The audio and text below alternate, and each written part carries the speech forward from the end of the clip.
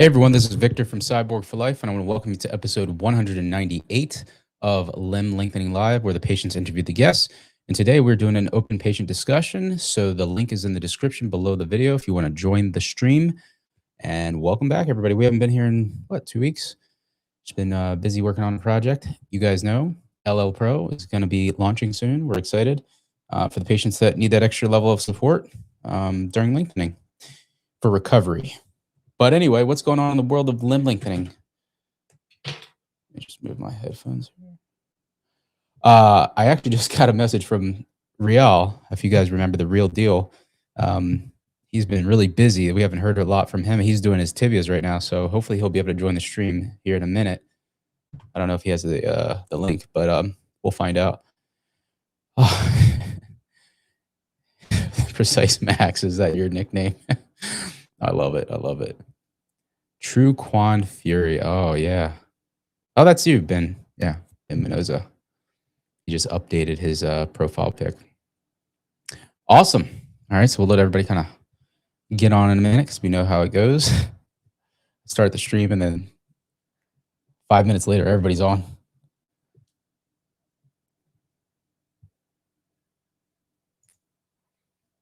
This dude face expression is like someone that did a fart and tried to hide it. Oh, yeah? Who's that? Me? Or are you talking about somebody's profile picture I can't see? Mark Van. Trying to see if Real has the link to join. Hold on. Where's the join link here? How do you invite somebody? Add guest. There we go. Copy link. Here it is.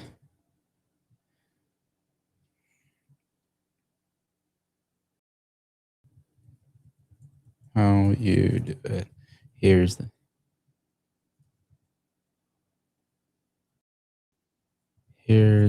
the join link. You get a chance. Sorry, guys. I'm just sending the link to Real. He's on there. All right, cool. All right. What is going on? That's right, Ben. 2 more streams. Oh, look what we got here. We got Noah. What's up, Noah? Hey, man. How's it going? Good. How you been, brother? Well, I might be able to completely lose my crutches tomorrow. Hopefully. No way. Yeah. Oh my gosh, dude, that's exciting. I remember when you finished lengthening, and then now you're almost done consolidating. Is tomorrow your checkup? Yes. Okay. So it's 6 weeks from the last one because I want to get that one done because I'm actually moving to Vancouver Island, so off the mainland. And I just want to get one more for him so I can hopefully, not have to use the crutches anymore when I move my apartment. Oh, okay. That's smart. How do you feel? How do your legs feel? Do they feel like they're ready?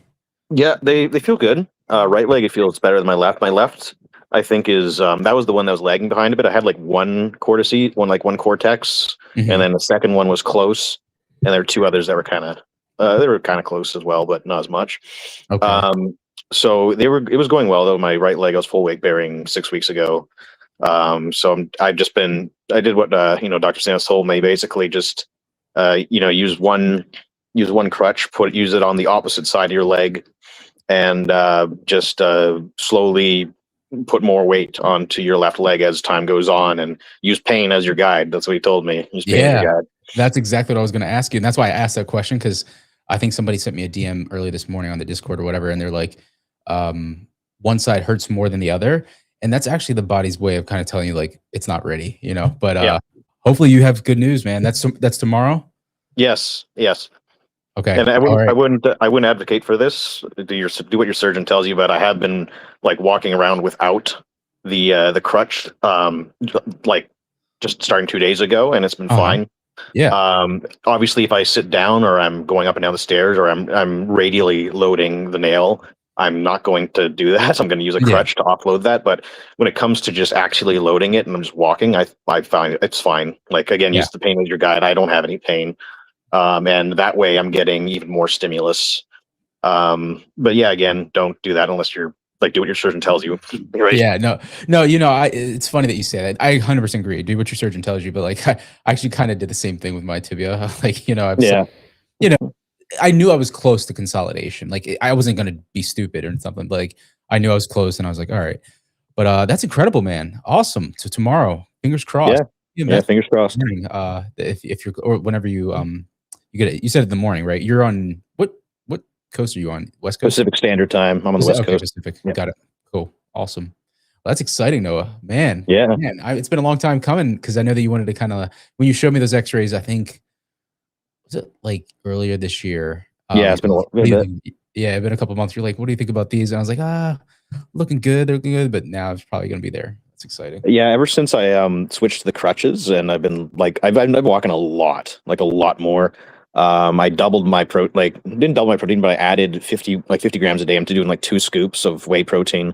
I think that's going to help a lot because I didn't do that before, and I was probably getting like 90 grams of protein a day, and that's just not enough. I needed like probably 150 at least. Yeah, especially for my weight. Points you want, generally 0.7 grams, maybe even more per pound of body weight. Especially since your body's recovering from lengthening, So. Yeah. But I've been doing lots of walking. A couple days, like last week, I was walking up and down the hill with some friends. I used 2, like both of my crutches at that time. Because of the different terrain, and I wanted to offload as much as I could, and it was fine, but it was really interesting because I think I overworked my left leg because I started like when I got home, my left leg started spasming, and like it would lock out. So I think I did, but it was fine when I put weight on it, but when I would start walking, like it would start to lock out, which was interesting. After a few days, it got better, but yeah, I think I just overworked it. Was it like more of like behind the knee? It was like the quad area of it was like my quad, and a little bit my just mostly the quad area, both the left and the right side. They would start to spasm when I'd start to walk and then just lock out and it get really painful. Like, but it was a good thing. I knew it wasn't the bone because it didn't feel like it at all, and I could put weight on it. Like as long as you put weight on it generally and it doesn't hurt, it's probably not the bone. Yeah. But yeah, it got better over time, and now I'm walking around without the crutches, and I'm just trying to get that balance back. That's the hard part. I'm trying to. That's why I don't go like long distances without the crutches for obvious reasons. But I'm just trying to get closer to getting the balance back and getting my gait fixed. That's one of the best things you can do right now is like kind of start to work on more range of motion in your walking gait, because you'll find that like the smaller the steps, the better it feels, but then the bigger the steps and the bigger the stride is, the worse it feels. And I think that's why patients are like, why do I walk weird for so long? It's because you're just kind of going back through the full range of motion of a walking gait, and that's part of walking recovery. And like what you said, just working on that, lots of stabilizer muscles will come into play and stuff like that. Yeah, absolutely. But it's going. I'm pretty optimistic. I'll be able to get off it tomorrow. But I won't know until the X-rays. Yeah, man. I'm excited. I'm fingers crossed for you. You got to let me know. Shoot me a message. That'd be great. I actually drafted the video for the Allen's rule and all that stuff. Like, nice. I have it going. I just haven't had time to shoot it and stuff. And I have like the second part of that I want to do with Gonzalo. He's like one of the proportions guys. He does the mock-ups in the Discord and stuff. So yeah. You know who he is? Yeah. So no, that's good, man. Like it's a lot of really interesting stuff. Like I went on a deep dive. I did too. I found all those articles you gave me, and I put them all together, and I was like, I got like I digested all the information so I can kind of deliver it, and it should be interesting. So thank you for that. Yeah, no problem. Just trying to find the time to do it, with like training and the week work and all that. But anyway. Oh yeah, man. It's all good. That's good. All right. So while Noah is here, why don't we get him to answer some questions from the chat while we wait for Real to come on? So this question from Alex Steck, he's asking, Noah, is 4 centimeters on the femur and 3 centimeters on the tibia too low, or like too low of a goal for quadrilateral lengthening? It depends on what your goal is. Like I don't think it is. I think that's probably good for proportions. It's a 3/4 ratio between the two, and roughly matches the 0.75 to 0.82 standard that you have. So I think that's a good way to keep your proportions, because that's one thing that I'm struggling with. So I went from 0.82 to 0.72, and it's still it's not too bad. But I do have to get used to having longer femurs, and that is a little bit difficult because I always was more tibia dominant. So it really depends what your goals are. If you like, I could have gone to 8.2 centimeters on my femurs. I stopped at 7 because I just wanted to be 5'10". I didn't really care about going any higher, and I wanted to minimize the impact on my proportions. And I think it worked out just the way I wanted to. So set a goal for yourself. And once you've done the research, stick to that goal. It's kind of like stocks. When you're trading stocks, you don't want to just try to ride the wave and be like, oh no, what if it goes up further and further? No, you want to pick a strike price, right, when you're going to sell it, and then just sell it there and don't change it. It's the same thing, same principle. You do all the research now so you don't have to do it later, and don't get too excited, because chances are, if you get too excited and you go too hard and you go too far, you might regret it later. Oh, I like that. That's a money line right there. I'm serious. I think people, they sleep on that line right there, because a lot of times the height greed is real. Like when you have the power of lengthening in your hands with the ERC, you can change your your length, but like you go too far and your bone heals, it's that's it. It's so absolutely very smart. I like that, and I agree with Noah 100%. I think a lot of patients who get lengthening done, they have to realize that in the moment, maybe they're after height, but after it's all said and done, you heal and you look at yourself, your full package, like what you look like and how you walk and how you feel. I think proportions will matter to some extent, whether it's subconscious or to a lesser degree. I think that they will. Biomechanics, if you're like an athlete, so you have to kind of factor in all these other aspects. You can't just say, oh, I just want to get 3 inches taller and that's it, because later on down the line, you might look at your proportions and hate things. So yes, absolutely. And I'm looking forward to finally getting back to the gym. It's been like, I gained like 40 pounds. I know some people lost weight, some gained weight. I gained a shit ton. Did you? Yeah. So luckily it's pretty quickly. I'm losing it because I'm walking so much now. So it'll probably go back to pre LL levels, hopefully. And hopefully I'll be able to keep my upper body, because my upper body is so much stronger now after using the crutches and the walker for like 8 months. Like my legs are like chicken legs now, and then I look like a bodybuilder basically. Always skip leg day, bro.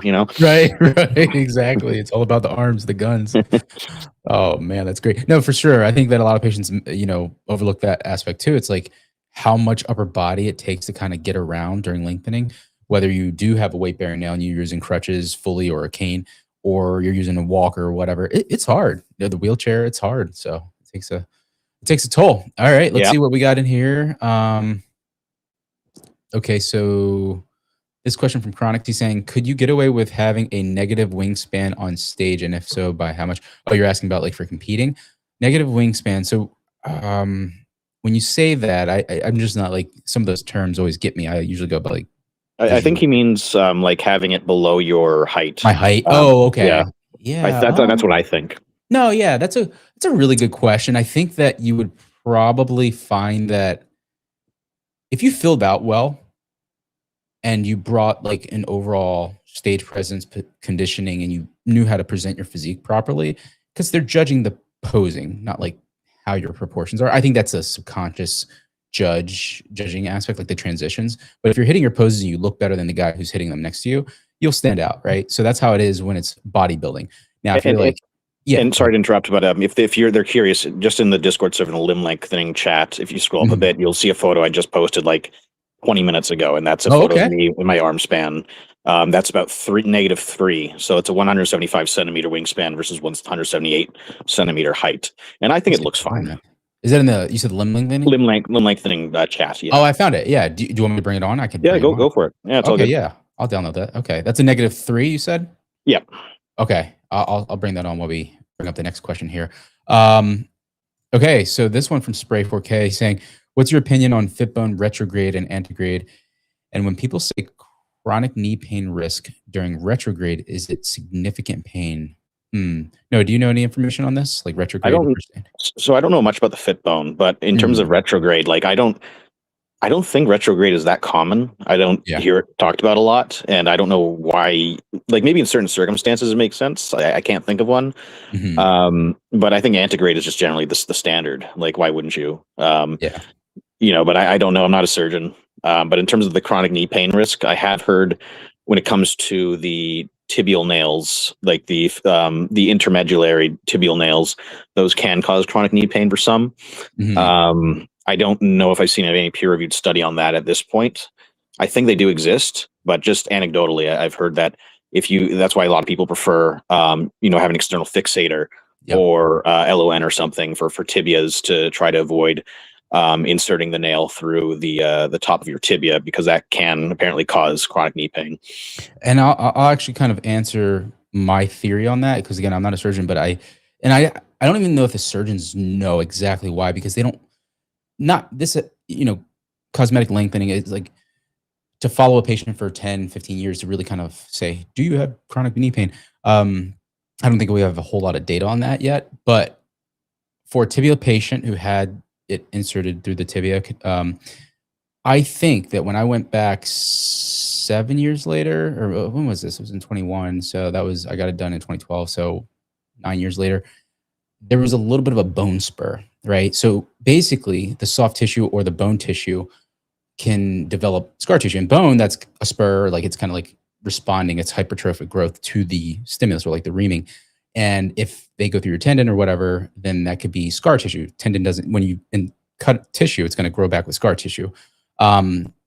So I think that, whether it's a bone spur that could be causing the pain, or if it's the tendon thickening that could be rubbing on the bone spur, or some sort of joint or structure in the knee joint, that could be, making the pain worse. I don't know for sure, but I would like to kind of talk that over with like somebody like Dr. Robbins one time in the future. That's a really good point that you brought that up, Noah. And just letting you know, like, so I did it antegrade, piriformis entry of the 12.5 millimeter precise nail.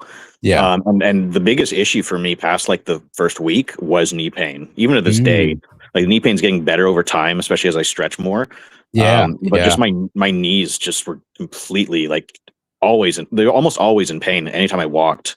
It wasn't even my femurs that hurt after the first week. It was just my knees. So, that may just be more acute Yes. and less chronic. So I think when they're talking about the knee pain, usually they're more concerned about chronic, which I would be. But generally, even if you have, like, in my case, as long as I stretched enough, like, it's slowly getting better. Yeah, in your case, like so I was talking about the tibia for like knee pain, but like for the femur knee pain, that's usually tissue tension, right? Like muscle, fascia, it's taut tension or taut tissue. So it means that when you stretch it out, you get more flexible, it's going to be less shearing force on the joint. And I think that I hear it from femur patients all the time. I have knee pain, and it's usually because they need to stretch more because they're lengthening more. So very, very good point. All right, no, I have your image here. Let me share my screen. Wait, where is it? Yes, it's in this window here. Okay, share. Is it showing? Yes. Okay, let me hide this little comment. Okay, so yeah, this is let me hide this. I gotta pull this little bar down so you can't really see it. Let me make the picture bigger. All right. Yeah, so you guys can, there we go. Can you see that? Oh, you can kind of see it. Oh, it's gone now. Hold on. Gone. I know. Into the void. I gotta make it bigger. Hold on. I'm trying to pull it over. Oh, it's weird on the sharing screen. Yeah, I think I gotta hide this. Hold on. Let me just go back to my text. Hide. There we go. Okay, we can see that better now. Yep. All right. So as you guys can see here, this is Noah's. Noah, you want to just talk about this? Yeah, so this is a pretty recent photo of me, and that's me at 178 centimeters. So I went from 171 to 178. I had a wingspan of 175 centimeters. So that's basically -3. So my arms are 3 centimeters shorter than my height, and I think it looks fine. Like I'm not worried about it. Yeah, absolutely. Generally, the rule I hear is if you go below 8 or 10 or 8 centimeters, it can get iffy. But it really depends on the person, right? I agree 100%. And this looks great. And I think that when I'm looking at your physique, like your overall structure, the first thing I look at is usually right around like I can't draw. Oh yeah, I can right here. It's like your waistline right here and like where Yep. your wrists are. It's like Yep. this guy's torso is not short. It's like average, and then his hand falls below his waist decently low. And that's about mid thigh. Believe it or not, if he extended his fingers, that's going in his pocket. I mean, it looks natural, right? Yeah. Obviously, if you run the numbers, yes, it'll be a little skewed, but visually it looks normal, and that's what matters. And he's happy with it. So this is perfect. That's the thing. Like I had a goal that I planned out for like a year before the surgery and how high I would go. I calculated all my ratios. I went to see Dr. Gadalovich in Montreal. Although she's not the one who ended up doing my surgery. That was Dr. Sinatz. But she did the measurements for me and just told me, she looked at my arms and she's like, "Oh yeah, that looks fine. That looks good. Yeah, like you'll be fine." Absolutely. And it's usually like Dr. G did. It's like you can usually look at somebody pretty quickly and tell if they're going to look weird or not. You know, the patients who really push it, let's say 15, 16 centimeters, they may still be okay. It really depends on their arm to torso ratio and how much their wingspan was beforehand, but very cool. You know, I've never heard this before. Noah's arms and skull are incredibly small compared to his height. Rip guy aesthetics. That's interesting because in certain angles, if you look at me in the mirror, like my head looks really big. And I've gotten that before. Really? Yeah. Oh, interesting. So it could just, it's weird. Like I've never been, it just depends on the angle, I think. I see it here. Yeah. This yeah. comment. Oh, that's fine. I don't give a shit. It's whatever. Yeah, he's like goofball. Yeah. I'm happy with how things look. It looks great. Like, yeah, I've gotten compliments from everybody, so I don't really care. Like if you think so, that, you know, you're entitled to your opinion, and that's perfectly fine. But I think it's fine. I think so too. And for 7 centimeters, like again, if I did femur lengthening in the future, I would love to do 6 because it's like being 5'11" with my wingspan. It's within 2 inches of my wingspan. It's like it'd be perfect for me. And yeah, you know, I think that's perfect. And I think that most patients who do femur lengthening, they find a good way to adapt to the new biomechanics pretty darn well. And looking at you, I think you're going to do pretty well because, like, did you have a naturally longer tibia beforehand? I did. Yeah. Okay. So I started with 39 centimeter tibias and 47.4 centimeter femurs. So it's about 0.82, 0.83. Yeah. So ratio. And so it doesn't, like, it looks natural, I think. Yeah. Pretty natural. It does. I think you're gonna be very happy. And this was when did you take this picture? This was like last week. Okay. So very recent. Yeah. Awesome, man. Well, tomorrow you'll probably be walking around without anything. Oh, hopefully, man. Yeah. Very cool. Awesome. Well, thank you for sharing that, Noah. All right. So back to the questions here. All right. So we answered the Fitbone one. Any updates on when the PMAX will be available? And I don't have any news. I think I was messaging somebody in the DM and he's saying that he's listening to he's scheduled with Dr. Paley. So when he hears from them, he'll let me know and we'll find out from them. So I don't have any news on that yet, unfortunately. I know a lot of people are waiting. Oh, look who we got here. Real. What's up, brother? Hey guys. How are you? We're good. Just at the very good. We're just at the ocean with my fiance here. Okay. All right. Matt, say hi. Hey there. Wow. I figured I'd stop in for a minute. I don't have much time, but a little time with you is worth everything, man. No, I can't be the only one without the face cam, I guess. What's up? My small head, you know.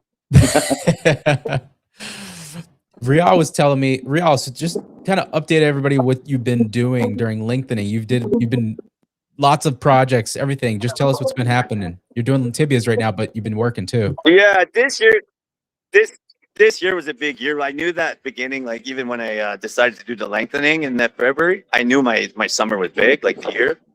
Because me and my fiance, we started we opened up a tanning salon and a spa just like end of the winter, right? Mm-hmm. And then we started up a chip truck, like a wagon truck right there. And now I'm working on we bought a shop. We're also like partnered up on a mechanic shop.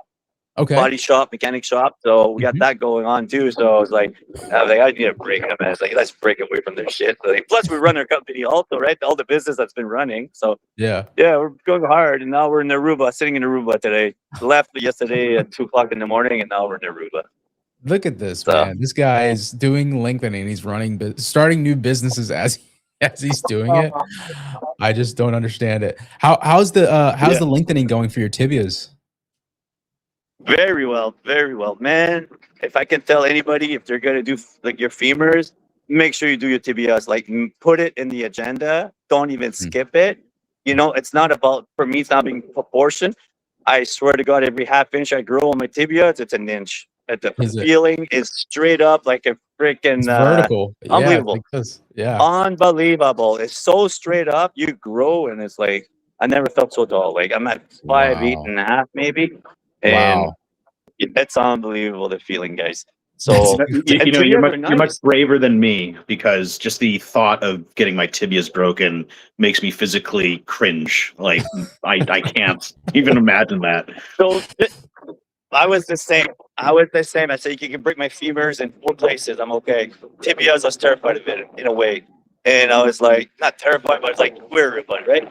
But the beauty of your tibia is when you load it, you're straight down all the time. Yeah. It's not hinged so much. Like when you do a femur, there's so much that you can twist because the leg is dangling. It's long. It's long leg. You can bend the nail easily. So many things can happen.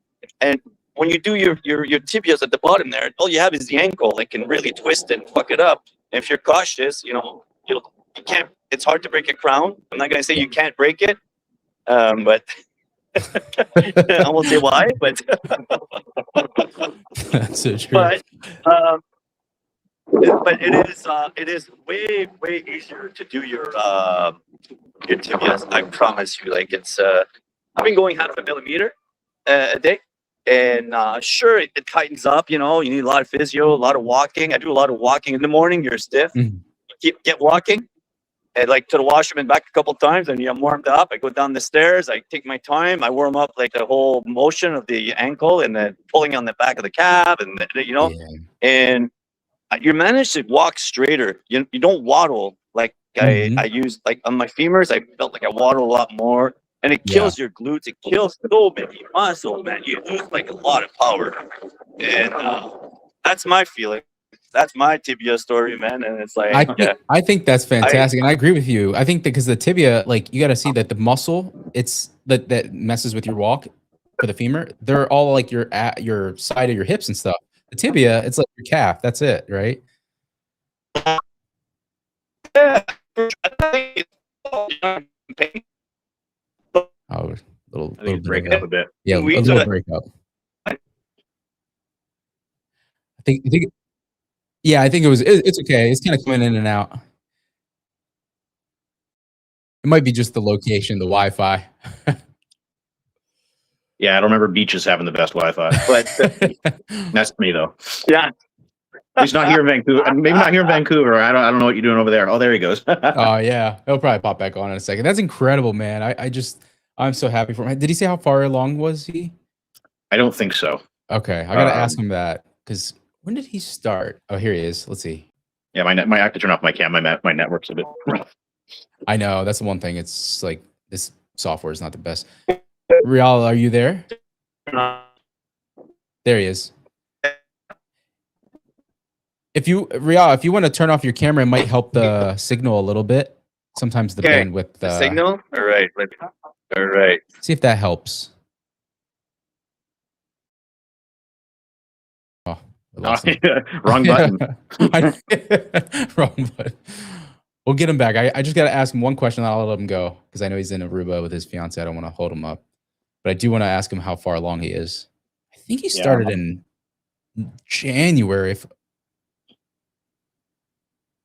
I think it was January. I think it was like 2 years, 2, 3. Let me see. Here he is. Yeah. Yes. Okay, that's much better. That's much better.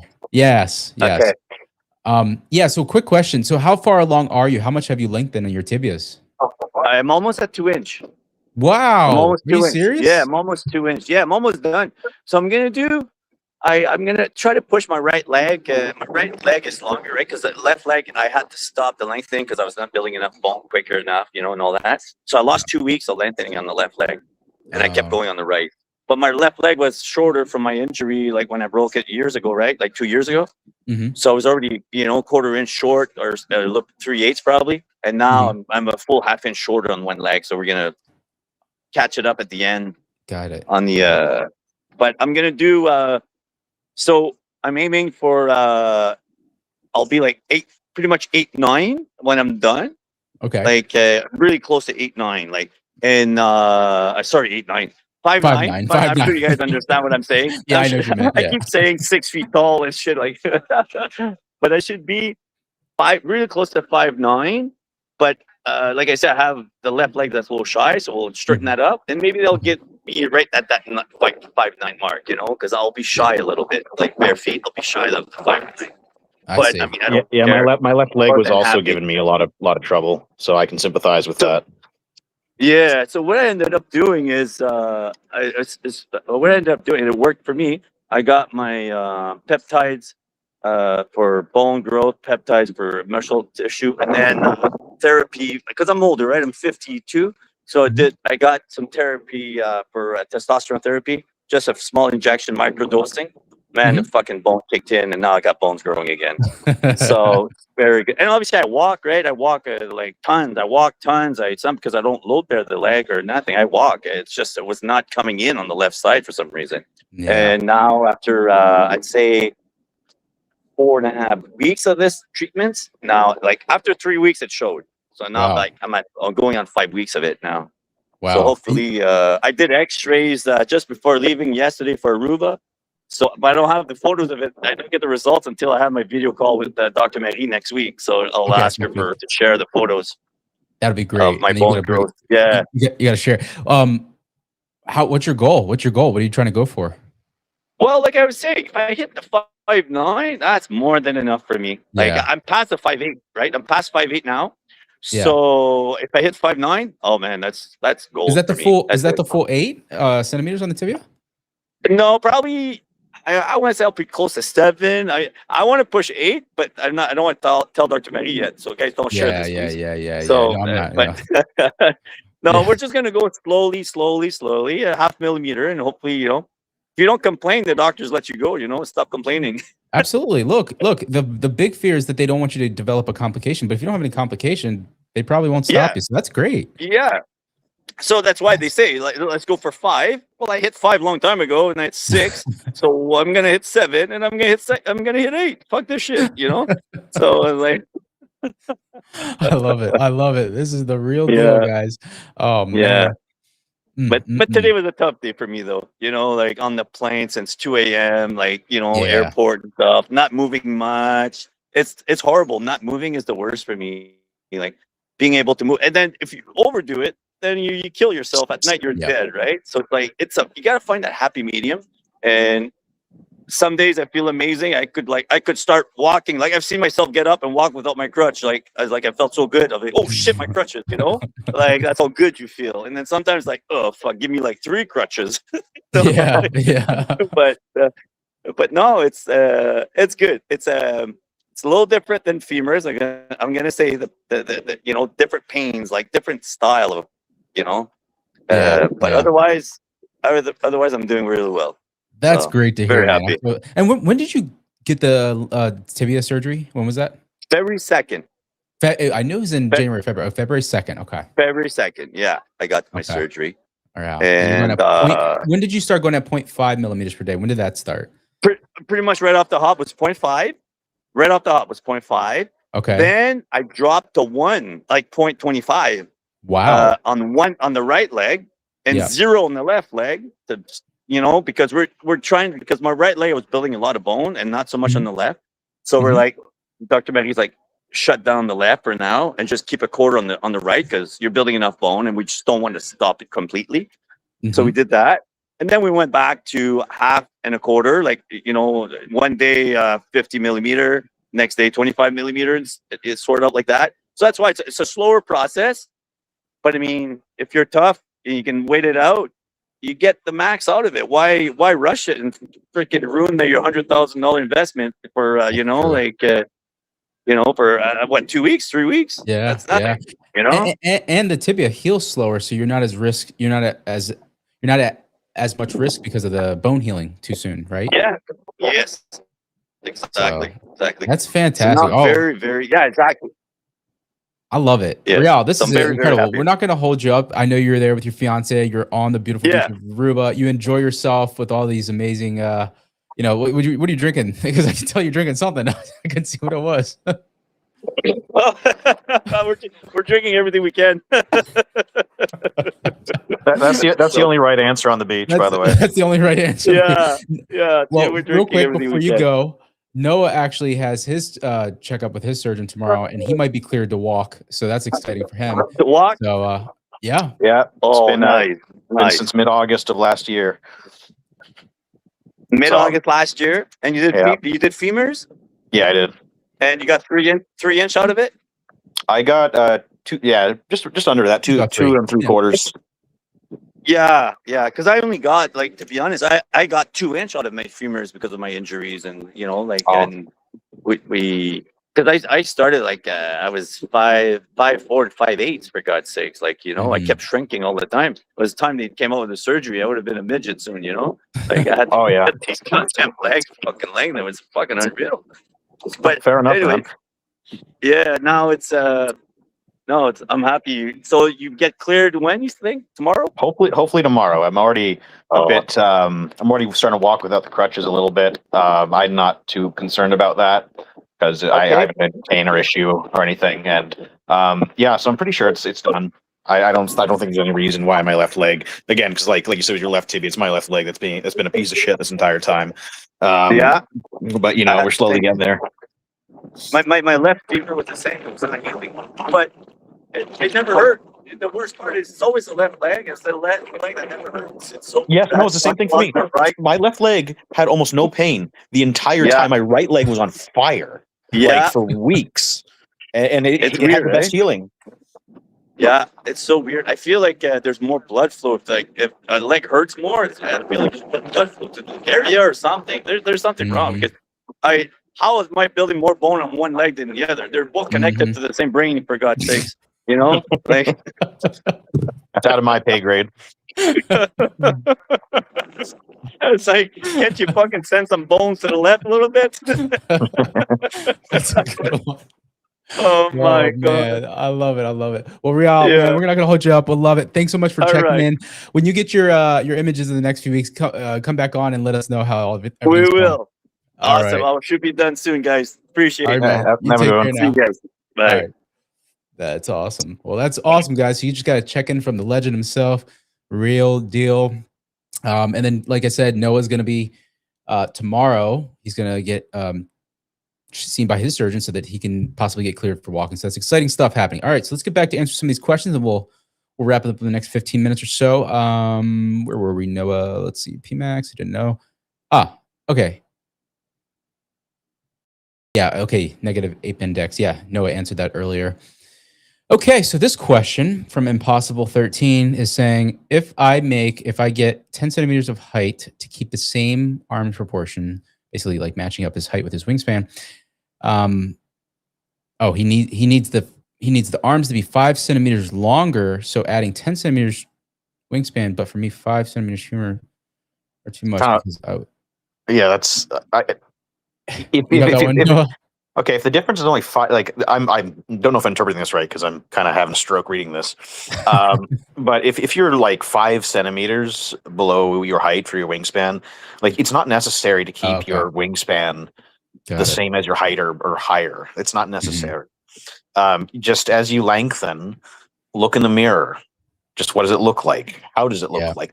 These are just numbers, and trust me, I'm a numbers guy. Like I'm going to do my master's in economics in the fall. Like I love numbers, but at the same time, you have to just look at yourself in the mirror. That is going to be the ultimate thing. Ask your friends, ask your family, say what they say. Right? That's best you can do. Because at the end of the day, the numbers don't matter. It's how you look. Absolutely. It's a visual thing when it comes to proportions and aesthetic, a silhouette, whatever you want to call it. And I think that when you run the numbers, you're going to be off, right? Because when you lengthen, that's it. You skewed your numbers. So if you try to match it up, it might actually look worse than if you did. So because there's studies that prove that longer legs look more aesthetically pleasing. Okay. Can I interview Dr. Michael Melman on the podcast? He did nearly 30 centimeters with Live Life Taller. Wow, that's a lot of length. He did that much? Oh yeah, somebody said there was like some doctor that did it over there. Yeah, I don't know. I'd have to kind of like vet the guy, make sure he's sensible. Like, I mean, he seems, if he's a doctor, that seems good, but like at the same time, that's a lot of length. I hope he's doing well.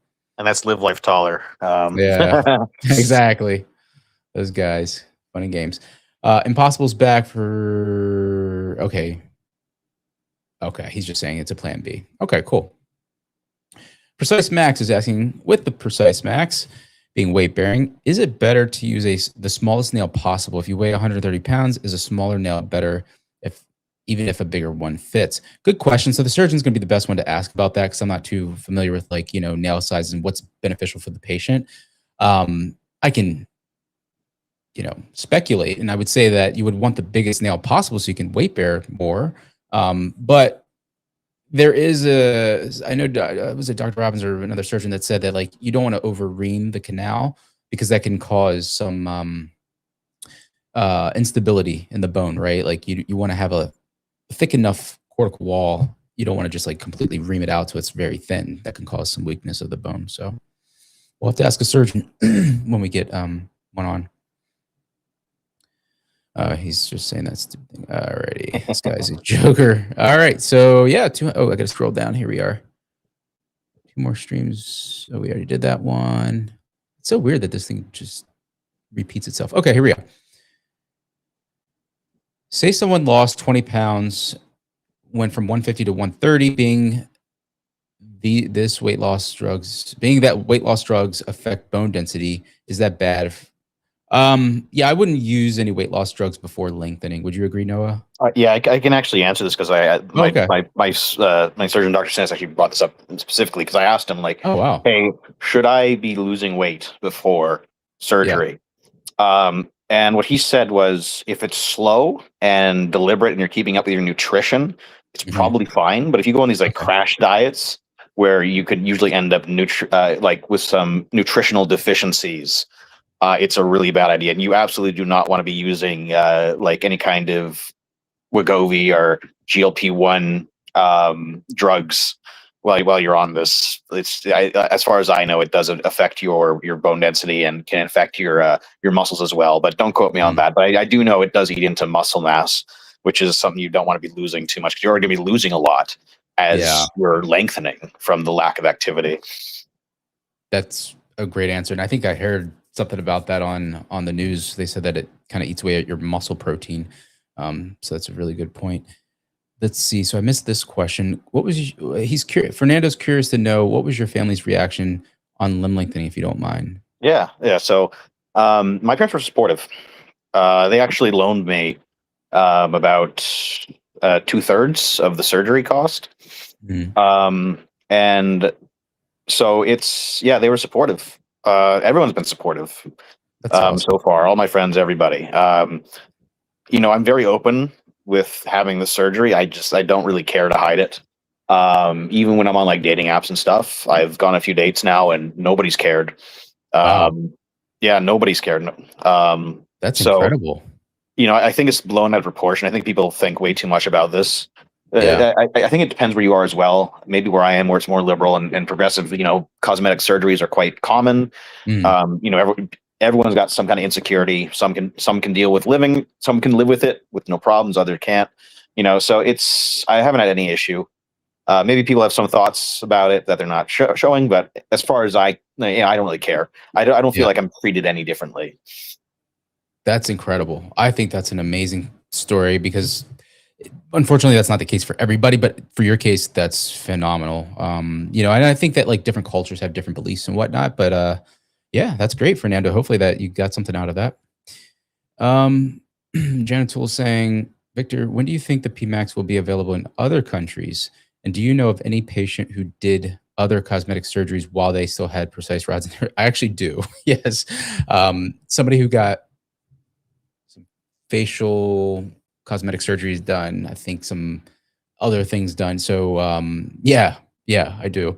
So, but you definitely check with your surgeon before you get anything done to make sure it's okay for you. I think that if you're outside of the immediate like post-surgical window, you should be fine, but check everything with your surgeon first to make sure it's okay. And you did ask when is the PMAX going to be available? I have no idea. If it's not available in the US, it's just like what's going to come out first, GTA 6 or PMAX? You know, exactly. That's a good one. Oh man. Oh, is it Is that where you are, Noah? Spokane, Washington. I'm not at Spokane. I'm pretty close to Spokane though. I'm just in Vancouver. Okay. So I've driven to Spokane a few times. Nice. Interesting place.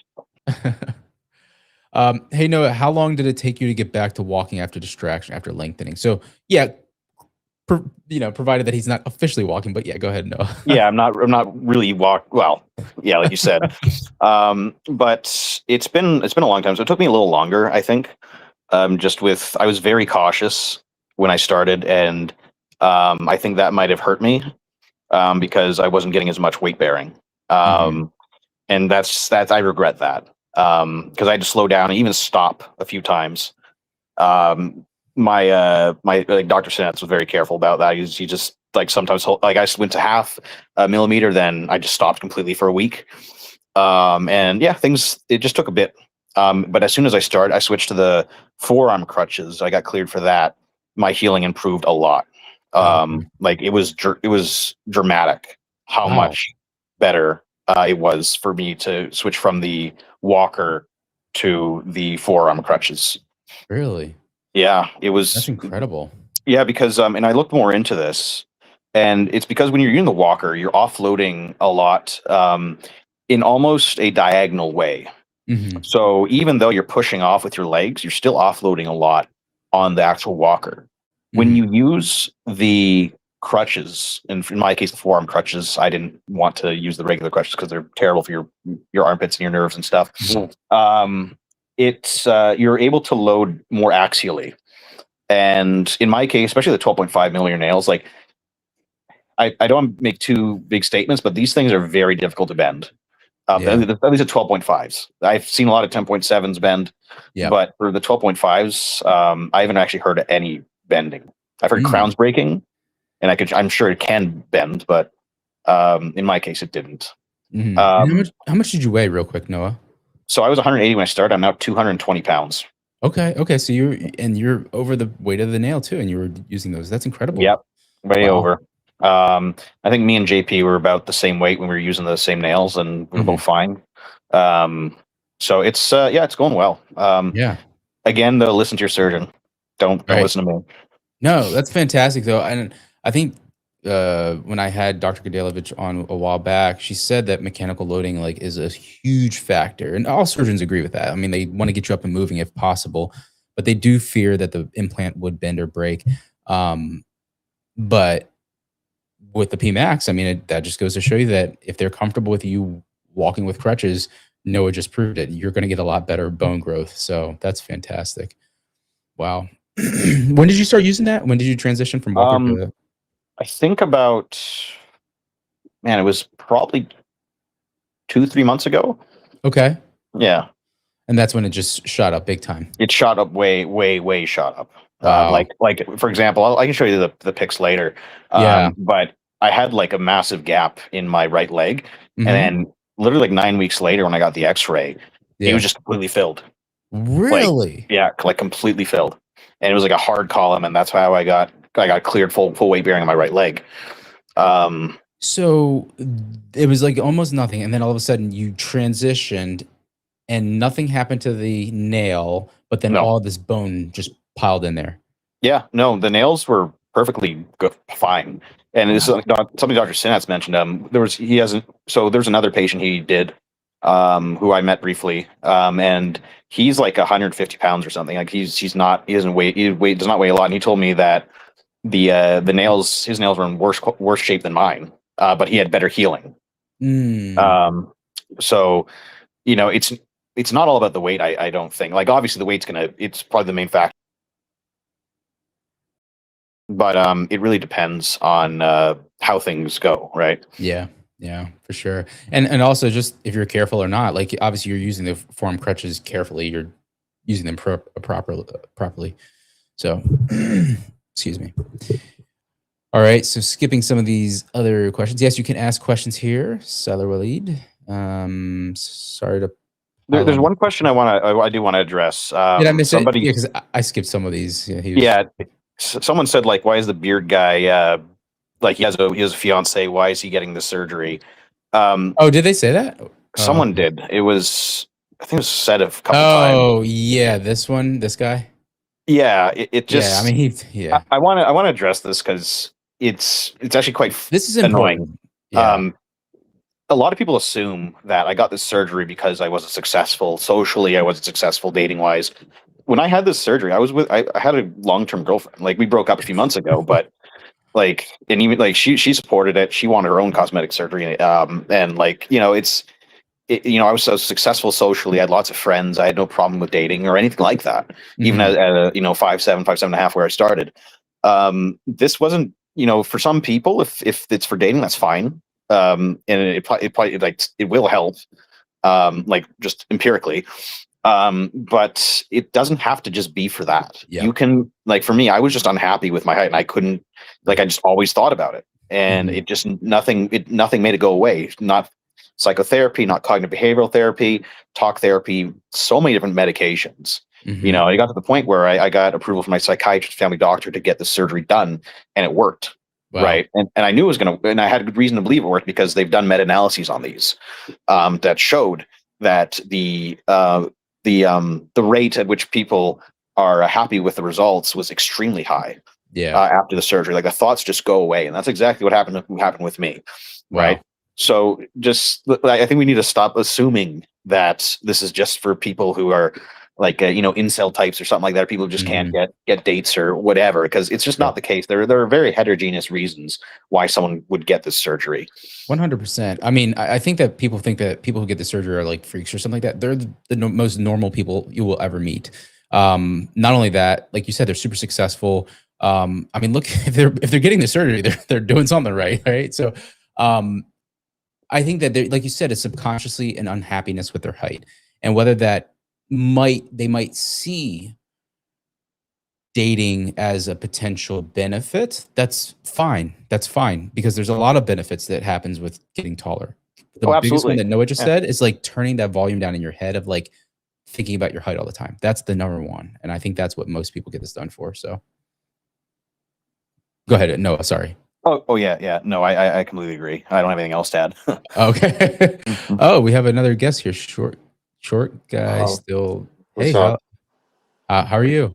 It's Zach. I'm sorry. It's Zach. You come on with a different username every time. Yeah, because I'm working on my weight, but I was trying to get back on for a while, and I was on Discord for a while, and so I'm getting discussions going on there, and I just spoke to a few guys. We'll see what happens. I'm taking that online thing you gave me. I'm gonna work on that for the getting extra cash. I'm actually Nice, working man. on that. Yeah, so I'm I happy think it's for gonna you. help me improve. I'll get this money going, and I'll just get my first procedure going. I'm hoping I'm looking into either Dr. G or Asiag at this point. Okay. All right. Well, Yeah. Wishing you the best of luck with that. Yeah, good luck, man. Thank you, man. Both are great. I've personally went to Dr. G's clinic, and she's great. She's very experienced. She cares a lot. Dr. Asiag, I haven't met him obviously, but I've heard very good things about him as well. So both are very good options. It's awesome, Zach. All right. That's good. We're gonna hop back into the questions here because we have a few more in the queue. Unless you have something to say, Zach. Yeah, I was just listening to sorry, what's your name again? Me? Noah. Yeah. Noah. Okay, I didn't see. Oh, I'm sorry. It's right in front of me. Yeah. It's been a long day. No, fair enough. What's up? I was just listening to what you were saying just a second ago about how people are asking questions. Why would somebody get this procedure? Like, even if they have a wife, or I just came on, so I just heard that, and then I was just joined. That's interesting because people don't always get the reason why we do this. It's not about just because we want to get a girlfriend or get a wife. I mean, we do it because it's something that we are concerned about. Absolutely. We want to taller, and there's nothing wrong with it. And there are diverse reasons for getting this surgery. At the end of the day, it's what will make you happy, what will give you a better quality of life. And for a lot of things, if there's no good evidence to suggest it will, then I wouldn't do it. But in the case of limb lengthening, like, I could probably send you the meta-analyses later, Victor, that I was looking at, but it is astounding just how many people find it just makes all like a lot of the bad thoughts go away completely. Yep. Even the people who didn't have the most successful experience still didn't regret it. And that is what is surprising. That's really surprising that what you just said, because a lot of times in my percentage that I said that like 93% are happy and then the 7% are like unhappy. Usually it's the people who just found that they had some sort of regret or complication or whatever. But is that a recent meta-analysis? I don't think so. I'm gonna double check. I do recall seeing that even people who had bad experiences. Obviously, some people had really bad experiences probably did regret it completely. Yeah. But people with maybe more complicated complications, maybe a little bit more severe ones, not like compartment syndrome or pulmonary embolism or anything like that. But you know, I'd have to double check that. But I do recall seeing that. Is that the one with Walter Windisch? I think so. That is so funny because I actually called with him. He was having a surgery recently. But anyway, I'm trying to get to do another study. I want to do like a study about this, of like the reasons why people get cosmetic limb lengthening done. Like we actually want to do one, and he's done research, right? But I want to partner with him, and I can, get the patient cohorts and the subjects and people. Like I have the Retrograde. I can just say, hey guys, you want to do like a, so we can have real data. We're the real scientists. So that'd be fantastic. And he actually used to screen cosmetic limb lengthening patients for Dr. Paley before, way back. So that'd be interesting. Oh, that's really cool. Yeah. I'll have to follow up with him. I think he was having a surgery, so I gave him some time. Okay, Sire Walid saying, in Poland, Warsaw, one of the best clinics you can go. Is it one of the best clinics you can go to? And I plan to lengthen 7 centimeters on the femur, and then a year later 5 centimeters on the tibia. Trying to get to 5'8". Is a 5'3" wingspan gonna be too short? Good question. So if look, I know that Dr. Paley travels to all his global clinics a few times per year. I know patients who are in Discord, they're like, when is he going to the one of the UAE, the Abu Dhabi one, and when is it? So you have to call them or check with them when his schedule is. But if you're gonna get it done with him, then yeah, he's one of the best surgeons in the world. Like he kind of is the godfather of all this. So you can't go wrong with that. And Dr. Robbins is the same. He's worked alongside him for years. So just time it with that. And they do have resident surgeons there, or surgeons who are stationed there. Mikhail and I forgot, Tomas or whatever. They're fantastic from what I hear. I haven't had the chance to kind of meet them directly yet. Maybe I will in the future, but I just know that, the Paley brand has a really good reputation, so you will probably be safe. Now, whether you can get your goal of not from 5'3", what would you say? You want to get 7 on the femur, 5 on the tibia? That sounds reasonable. If you work really hard at physical therapy and you just, your body doesn't resist too much, it seems tolerable. It seems like you could do it. Is that a 5-inch difference between the wingspan and the height? Is that what? I think that's okay. I see. Yeah, now that's now look.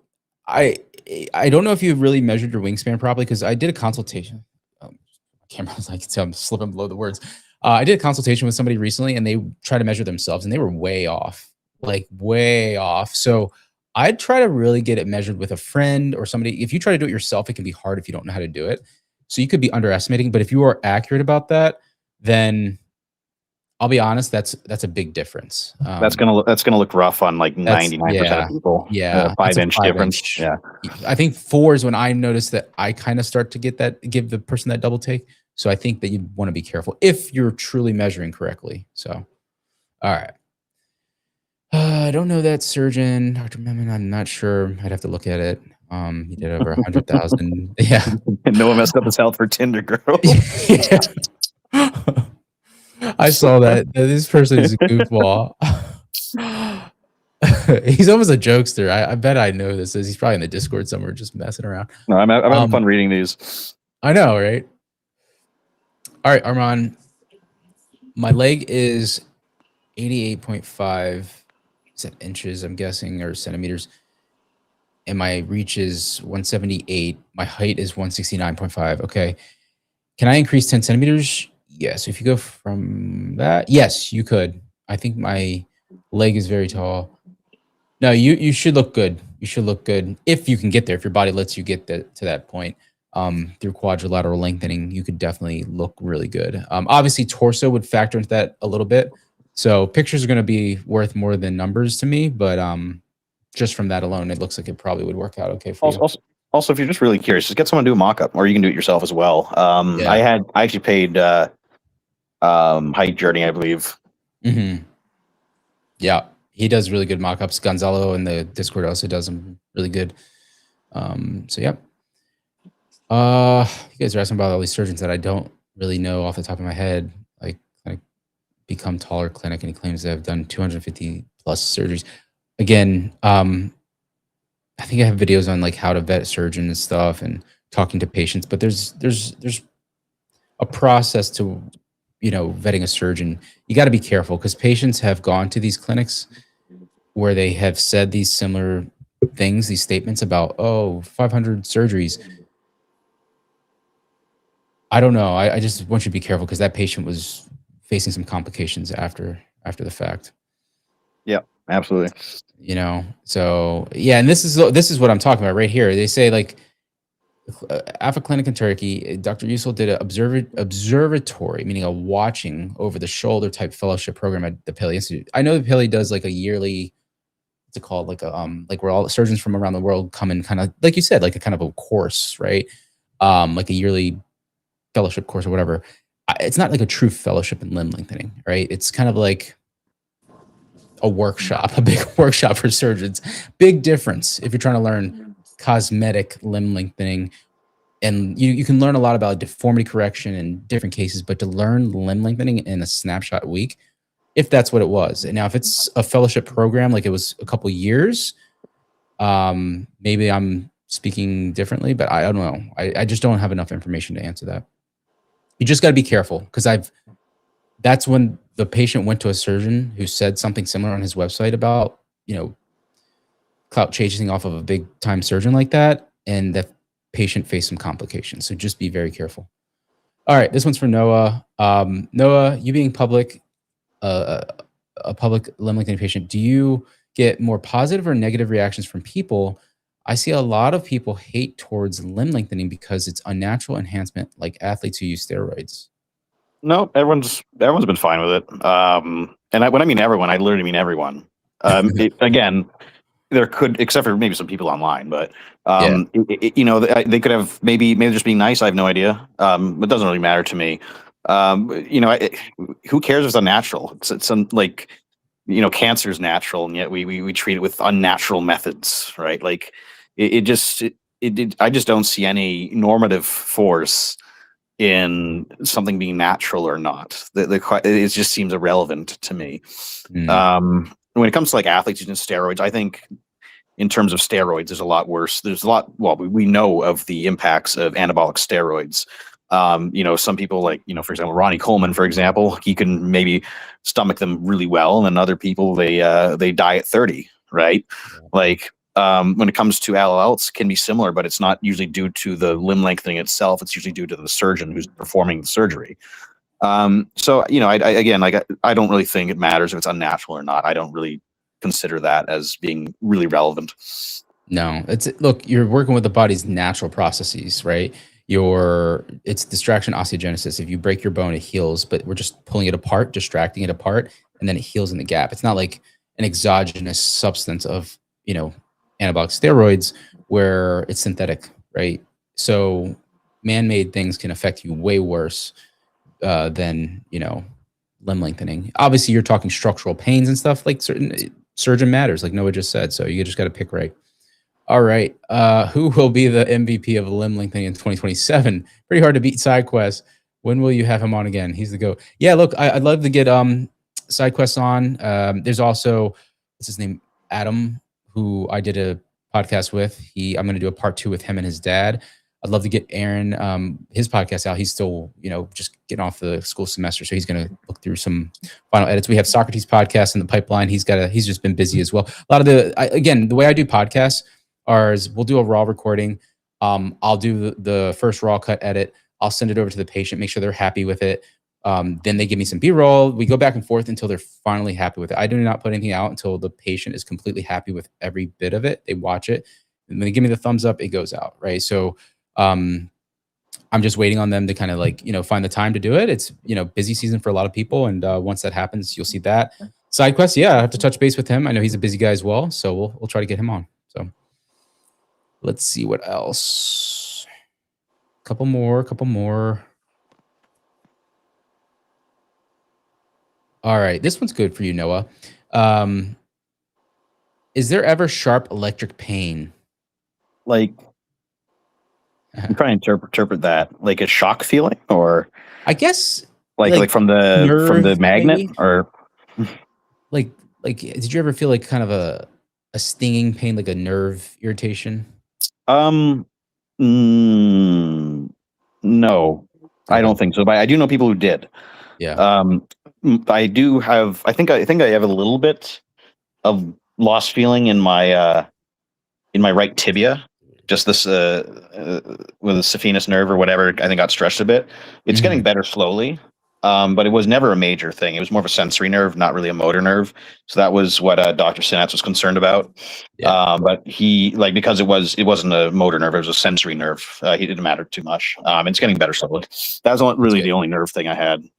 Yeah, and that's what you would get that type of electric pain from, or like stinging pain is like sensory nerve. Motor nerves, I mean, they could give you issues as well, but you don't want a problem with a motor nerve.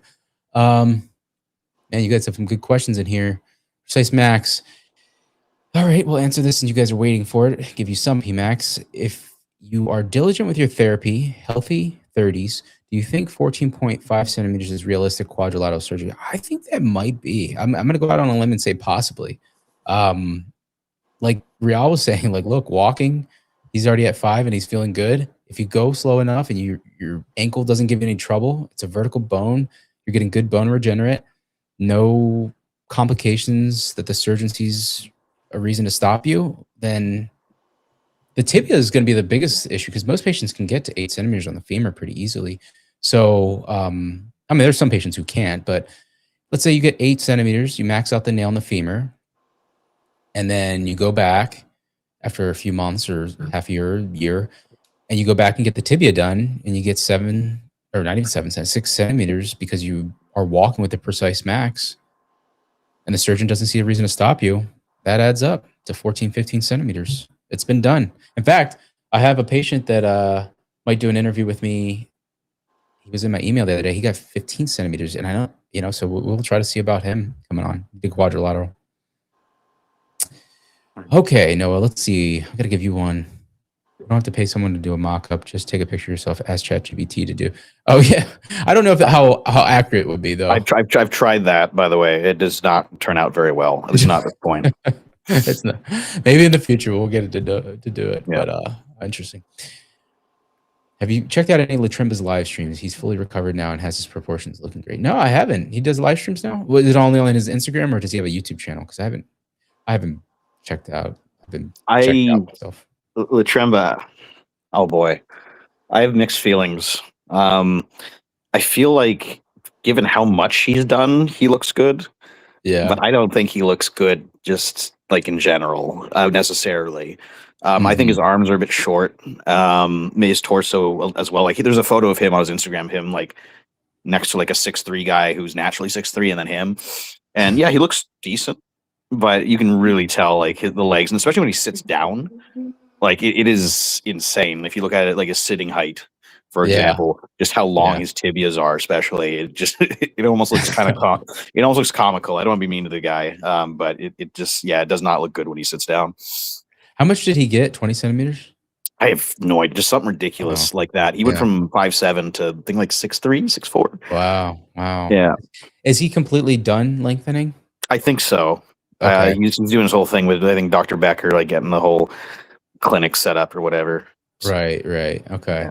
Yeah, I mean, that's interesting, because I know he did double quadrilateral, and his second round was with the Peptides and everything like that. But he was recovering for a long time there. I wish the best for him. I mean, like, he's a trooper to be able to go through all that. But at the same time, I don't want him to get caught up in like the Lego block type, the Lego man type mentality, where like you got to do this cosmetic surgery and this because there's probably some sort of repercussion down the line, but I hope not. Most people I talk to who know about limb lengthening are like, oh yeah, I know this guy Latremba, he does that. Like, and I'm like, okay. Like, Oh, they found him online. yeah, anytime I tell them, like, it's always like it showed up randomly in my feed, and it's always Latremba, and it's like, good for him. Like, again, if he's happy, I'm happy for him. But I'm just concerned mostly about unrealistic expectations that some people have, because it can be really hard to get that for most people. Yeah, I'll give him props. He's definitely out there with the social media coverage. It's so hard. I mean, obviously, to do that type of, because you got to be really out there to be willing to put yourself out there. And yeah, so maybe I'll do an interview with him sometime. That'd be good if he'll be willing to come on and just share his whole lengthening experience over all his lengthening journeys. I think that'd be exciting. In fact, if one of you guys want to DM him and try to like see if he'd be interested, let him know. Completely neutral here. I would just interview him as a patient. No plugs or anything like that. Obviously, if like surgeons or clinics, but we just talk about him as the patient. I think it'd be really good. See how he's doing. So, I have a question for you now. Yeah. Go ahead, Zach. Yeah. Mm-hmm. Oh, sorry. I just. No. What was your original height that you started at? 171 centimeters. So okay, so that's 5'7", 5'8". Yeah, about 5'7.5". Yeah. And now you're going up to what? I'm 178, so I'm about 5'10". 5'10". I see. Yeah. Yeah. I stopped I stopped lengthening back in December. All right. So 3 good inches is reasonable enough to go. Let's go up to. No, I had a specific height in mind. I didn't just want to get as tall as possible. Personally, I just wanted to be average, and I got there. So that's all I really cared about. Yeah, that's smart. Okay. Couple more questions, and we're gonna call it a day. We're a little over time here, but let's see. Talk about my wingspan. Yeah, my genetics. Look, I don't know. I have some really good genetics for long wingspans. I guess it's like a 6-foot wingspan. I think it's 180. It's either 180 or 182. Is 182 6 foot? Yes. Yeah, 182, 183. Yeah. Okay, I think it's 182. So I'm just under 6 foot on my wingspan. So that's why I think 5'11" would be perfect. But anyway. All right. No, this one's for you from SKS. He's asking, how serious is the pain 2 weeks after surgery? Was it manageable? So I think I had an unusually difficult time the first 4 weeks, actually. I had really bad inflammation in my right leg. I didn't use an naproxen because it can slow bone growth. And I think I should have maybe at least used a little bit, because it really helped with the pain. But I was stubborn. I just didn't want to deal with any slowdowns. But it was bad. I'm just going to be honest. It was really bad. But it was manageable. There were some days where I just couldn't sleep at all, and that sucked. Other days where I'd have to fall asleep with the oxy, had to put me to sleep. So I'm not going to pretend like it was great. It was pretty awful, but after about 4 weeks, it started to calm down. I was just about to ask that. How long? Yeah. For other people, I hear it's generally 2 weeks is the worst part. But I just had naturally big legs. I naturally have big, muscular legs. Always have, and it probably contributed to the trauma. But I'm not too sure about that. Yeah. Okay. Yeah, I think that more muscle tissue around the legs and the swelling, the contusion can cause a lot of pain and pushing on the nerves. So you probably had more pain than most patients did. So do you have to work on thinning out your legs, like working out harder? Do you got to do a lot of running so you can get your legs more lean? Is that the best way to avoid that kind of a situation? I don't know. I think generally, if you have the smaller the legs, the better. Yeah, that's just anecdotal, though. I don't think there's been any studies on that or anything, but it just makes sense. Like, the less tissue there is, that's the word. The less tissue there is, the less inflammation, the less pain. Yeah. Right. Yeah, but you don't necessarily want to completely stop working out. Just don't get big muscles, which is hard to do for a lot of people. Yeah. People think that, I'm just gonna go squat and I'll get 20-inch thighs. It's not like that easy. So I don't know. No. All right, this question is saying, I'm 16 and I'm done growing and I want to get my tibia and femur along with my arms, I guess, lengthened. What's the best way to make money? Find one of those money-making YouTube channels. Nah, man, it's seriously augmenting your income, really, or familial loan, personal loan to pay off, the other portion of the surgery. But really, this is one way. I talked to a patient, I think in a consultation, maybe like a week and a half ago, and he said that he used to watch me for 5 years, my channel, since like I started in 2020, 2021. And he said that he went and worked his tail off, got like 3 jobs, and then he's at the point now where he can afford the surgery. Now I had to stop like talking about what we were talking about and just say congratulations, because that right there shows you how bad he wanted this. And like it doesn't matter where the funding comes from, it was just showing that he really wanted this, right? And I think that when you really want something, you'll find a way to make it happen. So that's fantastic. My suggestion that I've seen is if you work in Australian mines, they pay a lot. And Are you being serious? It sounds like slavery also, but no, it's like a professional miner. Like you make a ton. Same thing with offshore oil rigs. Oh, like you could make like I think one person on one of the offshore oil rigs $200,000 a year. wow. Yeah. And that That's includes crazy. like six months off as well, which is insane. Incredible. Well, there but you go. You're getting paid for a reason, though. The conditions are rough. But Yeah. I lived in northern Alberta for a while, and Alberta is like the Texas of Canada because there's a lot of oil there, and people go to the oil sands and they'd make 6 figures right out of high school. So it's rough conditions, but if you're willing to do it, like you can make a lot really quick and save a lot as well, because usually your accommodations are paid for as well as your food. But usually most people there are kind of stupid and they just blow it on hookers and blow. Which usually isn't the most fiscally responsible thing to do. But if you're disciplined, you can make a lot of money in those areas, even as a foreign worker. Wow. Yeah. That's crazy. That's really amazing. Yeah, I was gonna say, Zach, you just heard of like a little, golden nugget there. And that's what Dr. G is, right? So I can. No, he said Australian. Oh, I thought you said in Canada. I thought you were just talking about Canada before. I'm talking about Canada and Australia. Australia has their own mine systems, but Canada does too. Canada. Yeah, well, we do. We don't make as much money in the mines. You make the money on the oil sands in Alberta. That's where you make the tons of money. But also there's other oil sands, and there's offshore rigs in Newfoundland, and there's also the ones from Saskatchewan. But anyways, anytime you're working with natural resources in general, where the conditions are rough and you're in 12-hour days, you can make a ton of money. So that would be my suggestion if you can handle it. That's a really good suggestion. There you go. Young energy, especially out of these guys. 16 years old. I mean, you're young. I mean, you can bounce around like Gumby. So if you even know who Gumby is. All right. I haven't heard that reference in a long time. I know. I remember growing up, my uncle would like show me like old video VHSs of Gumby and stuff. He was like, sit here and watch this, Victor. I was like, yay, Gumby.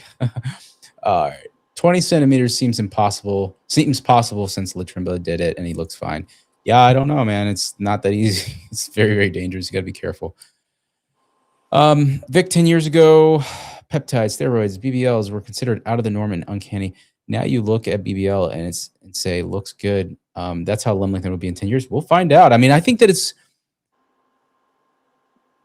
actually becoming more understood. And I think that's the first step to getting it there, but I don't think it's there yet. But yeah, I think we're in the right direction. We're moving in the right direction. Well, that's exactly why I'm trying to make this more public as well. I'm not hiding it. Again, I don't. If you're not comfortable with it or getting it out in the public, I understand. But for me personally, I don't want to hide anything. I don't see a reason to. Mm-hmm. If you don't like what I did, I don't understand why. Generally, or if they don't like what I did, it's usually for some dumb reason. I just don't care about dumb reasons. So, teach their own. But I have seen people like make distinctions because it's in principle it's no different than a BBL or a nose job or whatever. But they just say like it's almost like barbaric. It's kind of an emotionally loaded word, and maybe it is because of the amount of like breaking of your bones voluntarily and shoving metal in them and all that stuff. Viscerally it sounds crazy, but in principle it's no different than other cosmetic surgeries. That's so true. You just got to pick the right person to go with who has experience with it. And this one just has a little bit more investment as the patient. I think you don't just like sit there, let it be done to you and heal. You have to do a lot of physical therapy and so I think the patient has to be an appropriate candidate. If they're a lazy person, they're not going to do well with limb lengthening. So, let's see here. Yeah, let's see. Dr. Asiag, yeah, he's a good surgeon. I'm not going to bring it on because I'm going to kind of try to skim through these. There is other patients who did 3 surgeries with a total of 12 centimeters on the tibia with both surgery and 8 centimeters on the femur, and after 5 on the humerus and 2.5 on each clav. Okay. I don't know that. I don't know. Did somebody do clavicle lengthening? I don't know. You'll have to send me the link or something. I don't know. Impossible who that is. All right. I've seen clavicle lengthening. Have you? Oh. Yeah, they look rough. I'm gonna be honest. Usually it's done in Turkey or something. There's not a lot of research on it. There's not a lot of people who do it, and I've heard there can be some pretty interesting, well, euphemistically interesting complications. I bet. We've had surgeons who really bashed it for good reasons. Hope it's okay to follow up. I'm not waiting specifically for Dr. Robbins or Dr. Billy. Would you recommend me to do that? Oh, you're talking about the Poland clinic. Yeah, I mean, look, I would definitely call the coordinators and talk to them, do a consultation, make sure you feel comfortable, see if you could talk to some patients from there. And then I know they have great physical therapy because I know patients that have gone there and got it done, and they're really happy with that center. So the Pele Poland Clinic is a well-established center. It's been around for years. They're not as popular as his Florida clinic because that just sees a lot of volume of patients. But look, it has his name on the door for a reason. All right, man. Now the questions come in, Noah, right? Like everyone wanted to end up. All right, we'll push it for one. Yeah, I got as much time as you got, Victor. All right, cool. Is Noah fully recovered? Does it feel any different than before running, etc.? I'm not fully recovered. I'm nowhere close to running right now.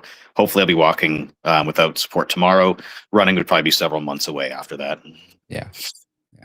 I don't know, Noah, because you used to be a runner, right? From what I remember. I did used to be a runner. Yeah. Yeah. So I think that like if you can clear the weight bearing stage, like get walking, you'll find that your body rebounds really, really quickly. I'm gonna be surprised. Like you'll be walking like 3 weeks later, then Noah's like coming back on. He's like, yeah, guys. He's like doing the live stream. He's outside running. You know what, Victor, you gotta quote that now because that's gonna happen. I know that's gonna happen. That's gonna happen at some point. You're right. May 28th. Tomorrow's May 29th. He'll get cleared, and then we just start the timer from there. That's great. Yeah. All right. This one's from 2U. He's saying, if you go to a hospital, are the staff and people getting limbs fixed for medical reasons judgmental of people who do it for cosmetic? This is actually a really good question. Thank you for asking this.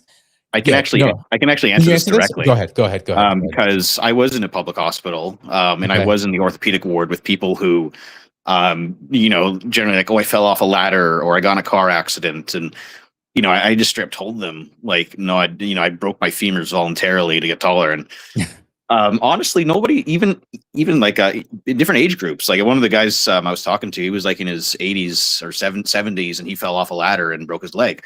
And I was talking to him, and he was super supportive. They were just very interested, and like they felt it was a good use of resources, just because of like how much mentally it helped, right? Again, maybe it's just I got lucky, but everyone I talked to in the orthopedic ward, and I was there for about 5 days, were supportive. No,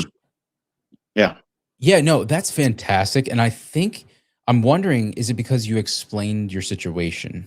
Yes, I think so. Okay. If you just go in there and you say, I want to get taller, so I can like mog people or something like that. Then, you're probably not. Well, one, they're not going to know what the hell mog means, and then two, you're just going to look. You're not going to look very good. Let's say. Yeah. Okay. Because I know for a fact that like from the outside looking in, if you just take the two communities, like the medical limb lengthening community, like whether it's for discrepancy, deformity, dwarfism, which is like achondroplasia, whatever, and then you take like the cosmetic or stature lengthening side of it, and you put them out there and let the public decide. The public's going to always go for the more noble cause. Like, oh, this person, that girl has a problem with her leg or whatever, but they're not seeing the psychological,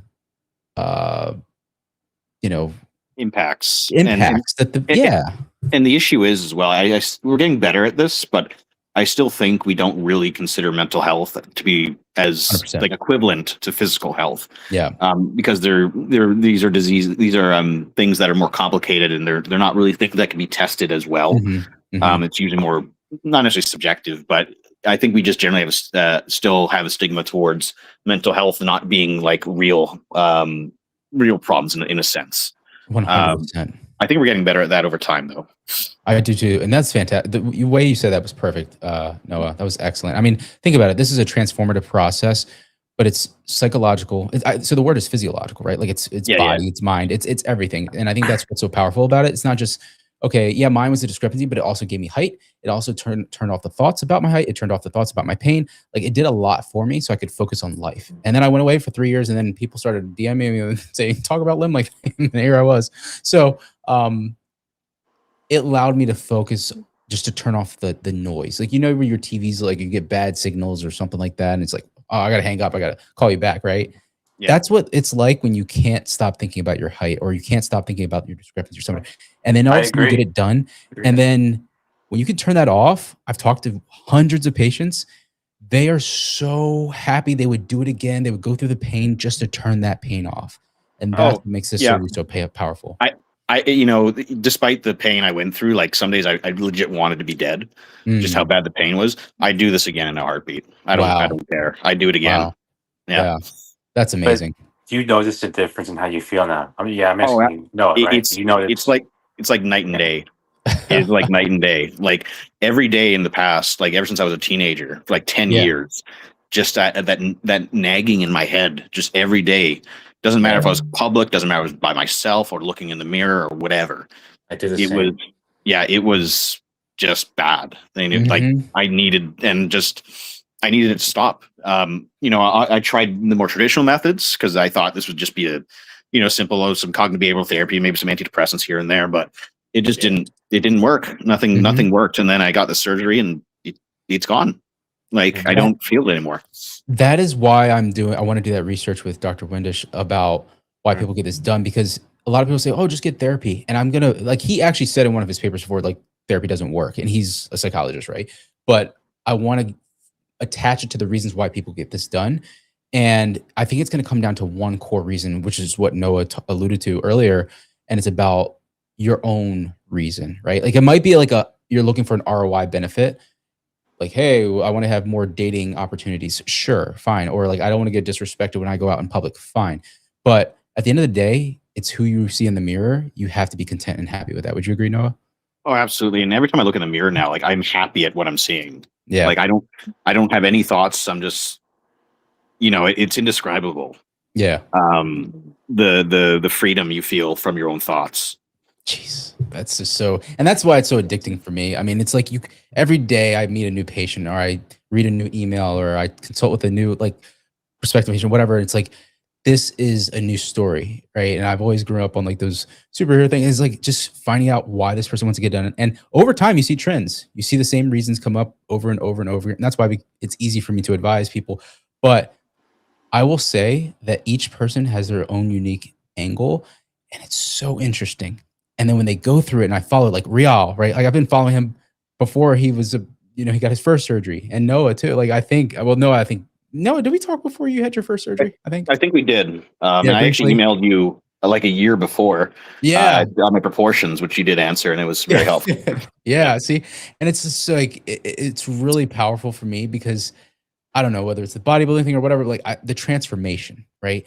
Because it's like we said, it's not just physical, it's psychological.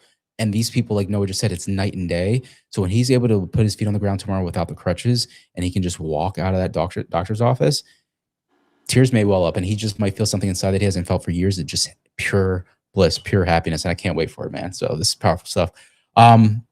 Okay, we're going over time, but let's crack these out because I got to answer these patients' questions. We haven't been here for 2 weeks. All right. Okay, so Noah kind of answered this one earlier about his pain. He said it was really, really bad, so bad that he didn't want to be here anymore. But he said that it got manageable at around the 4-week mark, right, Noah? Yep. Yeah. Okay. So I before that, I'd say it'd probably be around 8 or 9. Okay. It was really bad. I was like, I'm not someone who cries almost ever from pain, and I was fucking crying. Oh wow! Not like all the time, but there was one time when I did, when I was 3 a.m. I just could not sleep, and I was getting so frustrated. Yeah. but you know, I did eventually fall asleep. So That's good, man. Look, it's a painful procedure for a lot of people. Some people, if they don't feel anything, like, what are you talking about? Look, the pain is a very individual part of this. My question was for Victor. Oh, about the arm thing. Yeah, I answered it, I think. yeah, you did. Yeah. All right. Say someone. We answered that. Okay. So why it just jumped back up? Sorry, guys. I have to scroll back down. This weird software. Yeah, this is side quest stuff. We don't have very many left. Well, thank you for asking that to you. That was a very good question. I would like to actually make a video out of that. I might actually go back and do that because that's kind of important. And I think it's going to unify the industry of limb lengthening, right? Because I don't want it to be, oh, this is the cosmetic side. And yes, they're done for different purposes, but at the end of the day, they're curing a problem. They're solving a problem. Noah said that therapy doesn't work. He's an actual patient who did this. So he knows that, right? And hundreds of other patients are with him. So we know that doesn't work. So the surgery helped cure his thoughts. And I know from a, yeah, sorry, I just want to qualify that. Therapy did not work for me. It might work. It might work for you. It did not work for me. Okay. Okay. I'll correct that too. Yeah. For the vast majority, because I have talked to hundreds, I think literally like over 750 consultations, and like, I don't even know how many people through my email or whatnot, but like, they have said that I've tried therapy, it's not working, right, for years. Yep. And maybe, like you said, maybe it works for 1 or 2% out of however many. But the point is that, and I'm a discrepancy patient, right? Like I've got it done purely for hip balance, but also gives you your height because you're only as tall as your shortest leg. But I can tell you, it turned off my pain, right? So this surgery cures pain, whether it's physical, mental, or just like emotional, whatever it is. So that's why it's so powerful. And I think that bringing people together. So that video to you, I mean, that was a great question. I'm very, very happy with that question. I got to timestamp that. All right, let's finish this up. Okay, this one's for you from user. No, I think is that where we skipped some questions. Hold on. How is the bone healing going? You want to see recovered? I think I answered this, but just really quickly, it's going well. I might be able to walk tomorrow. I think it took me a little bit longer than most to heal, but I take that as, I don't think it's mostly genetic in that case. I think I was just very cautious, maybe too cautious. Yeah. Okay. Here's from Sims 9280. We left off on this one. I have a 4 centimeter discrepancy. That's what I had due to breaking and dislocating my femur at age 12. Wow, I did it at age 11. My tibia. Wow, this is almost like me, but just the femur. I'm gonna be 25 in August, and I got mine done at 23. This is crazy. Who are you? I've done research and I've seen a lipus device, which is from Exogen. Yeah, quickens up the process. Any advice? Yeah. So Sims. Okay, great question. I actually was part of that. That device was kind of marketed because of me in a pilot study of other patients in 2012. So basically, lipus, low intensity pulsed ultrasound, helps to stimulate the osteoblast activity in the bone gap. So yes, it can help. They say on their website that it helps up to like, I think 58% more than the natural placebo baseline of bone regeneration. Whether that is the case or not, I don't know, but you can try it. And how do you get one? You just talk to your surgeon and see if they can write a prescription or call the company, and you'll get the device provider to come out and talk to you. And I think insurance covers it. For me, I was part of the pilot. They were actually paying me like, I think it was like $300 over the course of my whole lengthening to be a part of this pilot. But anyway, yeah, so just reach out to them and see if you can do it. And I have heard that for patients, it has helped with bone healing. You have to do it for like 20 minutes twice a day. You rub on the gel for the lipus, which is the ultrasound, and it will stimulate your bone. So yeah, that's a great question. Really cool. 4 centimeter discrepancy. That's in my avenue. We already answered that. Okay. Sorry, Zach. We just have a lot of questions. I want to get through these. I think football guy. He's asked twice about wanting to play football after lengthening. I think I just saw it. Where is it down further? Yeah, it might be further down. I might just be further down. Oh, I see. That's a good question. Yeah. I don't even know if you can get back into football after something like this. That just seems, maybe you can. But if you do, I wouldn't expect to be at the same performance as you were before. It's possible. Victor did an entire video on this. But in terms of like football, that's full contact. Yeah. You know, you're going to get beat around. Yeah, I don't know. What do you think, Victor? I will actually say this. I know a patient that did quadrilateral, and he was playing high school football, and he got back to it, and he showed me a video. Obviously, I'm not gonna share because he didn't want me to, but like, he was amazing. Like, obviously, he was a kid. Like, I think he was like, he got it done with his parents' permission. I think he was like 16 or 17, and he's going into senior year or whatever. Looked great, but obviously, kids are gonna look great, right? Like, but the question is, was his abilities and his capability reduced? We'll never know, because I don't know where he was beforehand, before he got quadrilateral lengthening. And the younger you are, typically, the better you'll heal. But if you're a pro footballer at the, let's say, the upper end of your career, and let's just say footballer, like, is that soccer? Is that a soccer player on his thing? Like the Yeah, you're right. You could you know, soccer, right? Us in North America, we're soccer people. Football might be soccer for them. I don't know. Maybe soccer's a bit more forgiving. Yeah. And that's in, look, the World Cup coming up soon. I don't know. I think soccer is actually worse because of the more, you know, the quick agility and stuff and the nimbleness that's involved. Full contact, like, your bones will heal strong enough. And soccer, I don't know. If you're talking about like for explosion, agility, speed, if you work through your full active range of motion, you could probably get back to like 95 to 97%, maybe more. I don't think that anybody can get back to a pure 100% if they were at 100% before. I've said that before. Yeah, go ahead. Noah. You know what that 100%. It's pretty nebulous. Like, exactly. Yeah. And what I mean, like, you can recover fully, but like, if you were, let's say, if you take Usain Bolt, right? Like, he was running and you go give him limb lengthening. Will he be able to run that again? Maybe the training can outdo the damage that the surgery did. I don't know. But the thing is that all I know is that once you alter things, there's going to be a huge adaptation, a huge recovery period, and you get older, right? But if training's improved, you can get better. So I don't know. That's a really hard question, but I wouldn't recommend it. You can recover for working out or running, right? I think that's 100%. Oh, absolutely. 100%. Yeah. I've seen that, but like for like pro level sports, I haven't seen a whole lot of that. And high school level football is completely different than pro level. My philosophy is, once I'm able, I'm getting back to the gym and just push as hard as I can. That's all you can do, right? Yeah. See how far you get. Don't mentally think like, I got this limb lengthening, so I'm not going to do as well. 100%. Don't even bother thinking that way. Just push yourself. Yeah, and you're going to find that you get so far, you might even surpass. And there's patients that have. A lot of times it's because of what you went through. Even if your body was like potential, but don't even think about that. Just go. I love that note. All right, guys, we are way over, but this is the first one in 2 weeks, so I'll just do it. I don't care. I love answering these questions for you guys. All right, this one's for Noah. Why treat the symptoms? He's asking me, but I'm going to send it to you, Noah. Why treat the symptoms of your insecurity of height with therapy when you can cure it? Everyone get one like thing. Screw therapy. Okay, he's just saying that. That's funny. I don't think that's how that works. I think it's different for everybody. Yeah, right. I do appreciate the enthusiasm, though. You get limb lengthening, and you get limb. All right.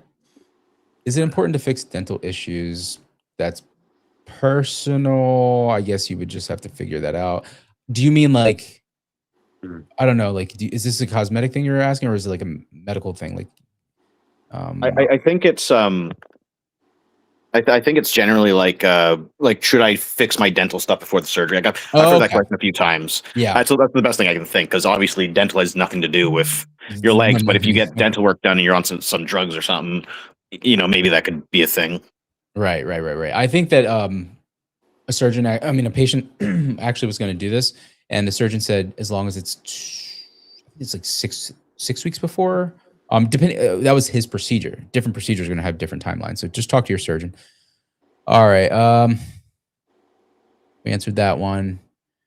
How long to get back to football? You're the soccer guy. I have another question.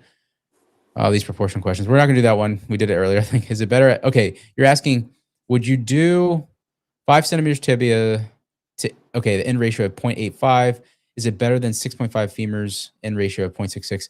Ooh, My take on that, I think I'd go with the 0.5. me too. But Me too. I there, agree. you know, different people, different things. I think 0.5 Yeah. would look better though. I agree. I think naturally, if you're talking about aesthetically, biomechanically, I think a longer tibia is going to perform better in the long haul for that ratio. If you're talking 0.9, like you're talking 10 over, then probably not, because the 0.66 is over 10 the other way. It's like 14 the other way, right? So, or 0.14. 0.85 is natural as well. People do have that naturally. 0.66, that's, you know, you can only have that really if you're pathologically have issues, basically. It's not really something you see naturally. Like I did a lot of research on this. My ratio is literally at the end of what's possible naturally, 0.72. Okay. It's very rare, but it Yeah, is that is possible. rare. Yeah. And you started there at 0.82. 0.82, yeah. Okay. Alrighty. User is saying it would be great if you could interview a panel of female patients and have surgeons discuss issues specific to. That's a fantastic question. I gotta start. Let me take a picture of that. Hold on. Yeah, I agree. Honestly, yeah, I do too. It's harder than you think, but I can go through my emails and just email past female patients. I know we had Natalie on for a while. There's that one girl from Australia. She was on for a while. There's been a few female patients, and I'm sure they're watching, and I know they're out there, and I know there's a few in the Discord. I just have to go hunt them down and you ask know, them. as someone with female friends who are, some of them being quite short, we tend to only think that height is mostly a male problem. Thing. Yeah, right. It's not, especially if you're a 4'10", 4'11" woman. It's you're just not you. Yeah, and it's bothering you, and men, like a lot of the time, you're just not taken seriously. Like my friends have told me this. Like they treat me like a child. They look down on me literally and figuratively. Yeah, and I'm just not treated as like a normal person. Like so, it's not just like a male thing. Right. And I think that needs to be fixed by having more Addressed. exposure of females. Yeah, who or women who have similar issues. You know what we will probably do for that? I think that I will even ask. I think I know who to ask in my email. Like they've talked to other females and stuff like that. We'll try to do that. A female panel. I think it's so fantastic. We might even try to get back our old OG Natalie. She did it. I haven't talked to her in a while. See how she's doing. Maybe we can get her on as well. She'll be like the voice for that, because she was 4'10", and she went to 5'1" or 5'2" with the shoes and stuff like that. And she's really happy, but I think it was affecting her in that sense, Noah. So. Zanza saying, hi there. My 3 centimeter leg length discrepancy, right leg was a failure, and 3 years later, still many complications. Right tibial precise rod bone never regenerated. Bone graft still not filled after 15 months post rod. Okay, so sorry to your, interrupt. Wow, it's cutting out. I don't know what happened. It's weird. Oh, I was cutting out. The sound keeps going off. I don't know if it's happening on your end or maybe it's just on my end. It's probably was that cutting out, Noah? No, I didn't hear it cutting out. Oh, okay. Okay, so maybe it's from my end. Maybe okay, good. Thank you for letting me know that, Zach. If that's the case, audio is a big thing when I started screening there. But yeah, to answer this, in fact, I want to hear what Noah would say here as a patient. Sorry, for that. Bone never generated. What would you do? How did it get that bad? That's my, and you're going in the right direction. Keep going, Noah. Keep going. Yeah, how did, like, I would like, what did your surgeon do? Who is your surgeon? That was my question. If it got that bad, there's something wrong with what they're doing. That's because that should never happen. That's exactly. Thank you, Noah. Because Zanza, so what Noah just said is what I was going to advise you. It's like your surgeon, obviously. And again, I'm not saying anything because your surgeon can be a good surgeon, but like, if this is the case, a good experienced surgeon would not tolerate 15 months. They would figure this out. If they're a chest playing surgeon, meaning like they would figure this out. 15 months is a long time after bone grafts and everything like that. Now, if that sounds like a non-union, I would probably immediately consult with an experienced limb lengthening surgeon who has seen these type of cases before of non-union and has had great success, and then reach out to them and see if you can set up a talk and go from there. Because you don't want to deal with just continuously just drag this on, because a non-union, I mean, you can't, it's a precise rod. I'm guessing it was the precise 2 because it was the 3 years. So stride wasn't here and the precise max was kind of. So that's what my advice would be, is try to like maybe get a second opinion. Wow.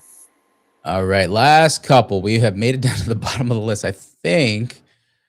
Yes. Here we are. Okay, soccer. Okay, yeah, that's what you're talking about. Yeah, I don't know, pro.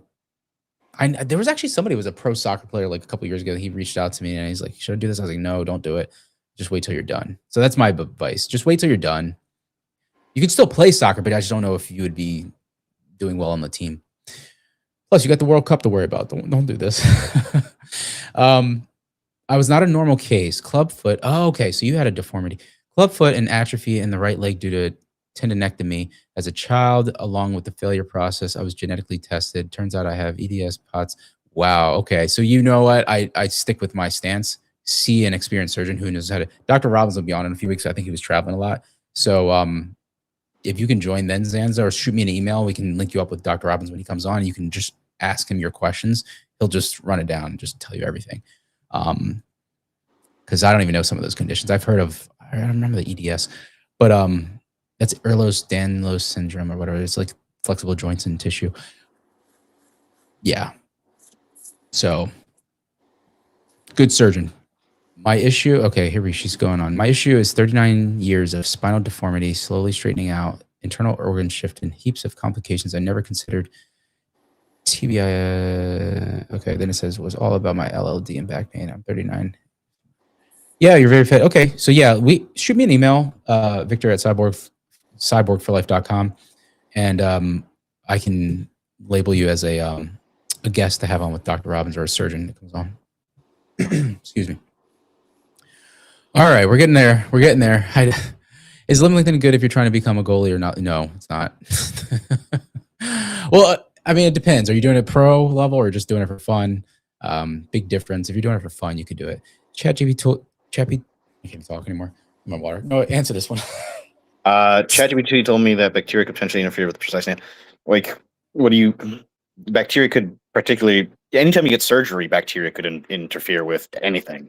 The thing is, though, when we know this, the chance of a bone infection is much lower with intermedullary nails than with external fixators, LON, all that stuff. And it just makes sense because there's no exposure to the outside world with the precise nails. And as long as it's within a sterile environment, a chance of bone infection is very low. It's very low. It's much higher with external fixators and LON and anything that's external. Yeah. So I wouldn't worry too much about it. I don't think I've heard of maybe 1-2 cases tops of internal nail infection, and they were like handled with a course of antibiotics. Like, I don't think they were very severe. It was all coming from LON, external fixators, like Noah said. So, and that's 6 years of talking about this stuff, talking to hundreds of patients. So, all right. Last couple, we're gonna wrap this up, guys. I love answering your questions. Noah loves answering your questions, but I don't know. I mean, Noah, you want to finish these out? A couple more? Hell yeah, let's do it. We'll do it. Okay, we're going all the way then. All right.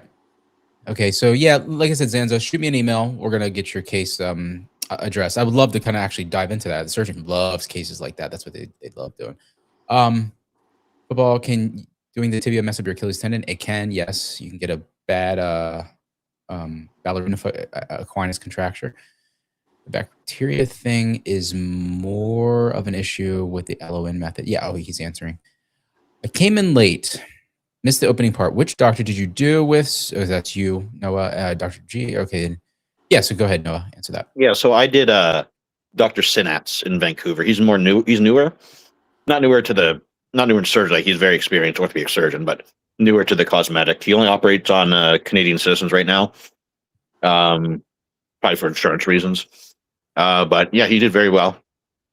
Dr. Gadalvich she does anybody though, and she's also very good. Actually, Dr. Gadalvich, the guy asked her about Dr. Sinatz, and she knows him personally. And she said I'd be fine with him. And I was. So there you go. That's awesome. That's awesome. And then tomorrow's getting cleared. Keeping our fingers crossed. I'm confident he is. Darren Plank.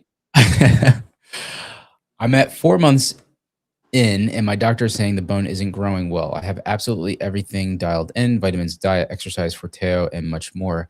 Did accordion too. Is there something else I can do? Have you tried the bone stimulator? I know that's not really a guarantee, but it's something conservative. If you've done accordion, that's a really powerful technique. Get your diet, exercise. Also, a weight bearing protocol, like Noah did, right? Talk to your surgeon about doing that. He talked earlier about why he had poor bone healing earlier in his consolidation, but then he started using forearm crutches. His surgeon allowed him to do that. Talk to your surgeon. And his bone growth shot up through the roof. So that might be something you can talk to, because mechanical loading is a significant factor in bone healing. And there was when I went on the server, there were some few people who were like, "That's insane how he would allow crutches at that point when your bones look like that." But yeah, you really, like, you have to load your bones, or they're just not going to heal properly for the vast majority of people. It responds to stimulus, Wolff's law, mechanotransduction. It's literally how your bone is going to heal properly.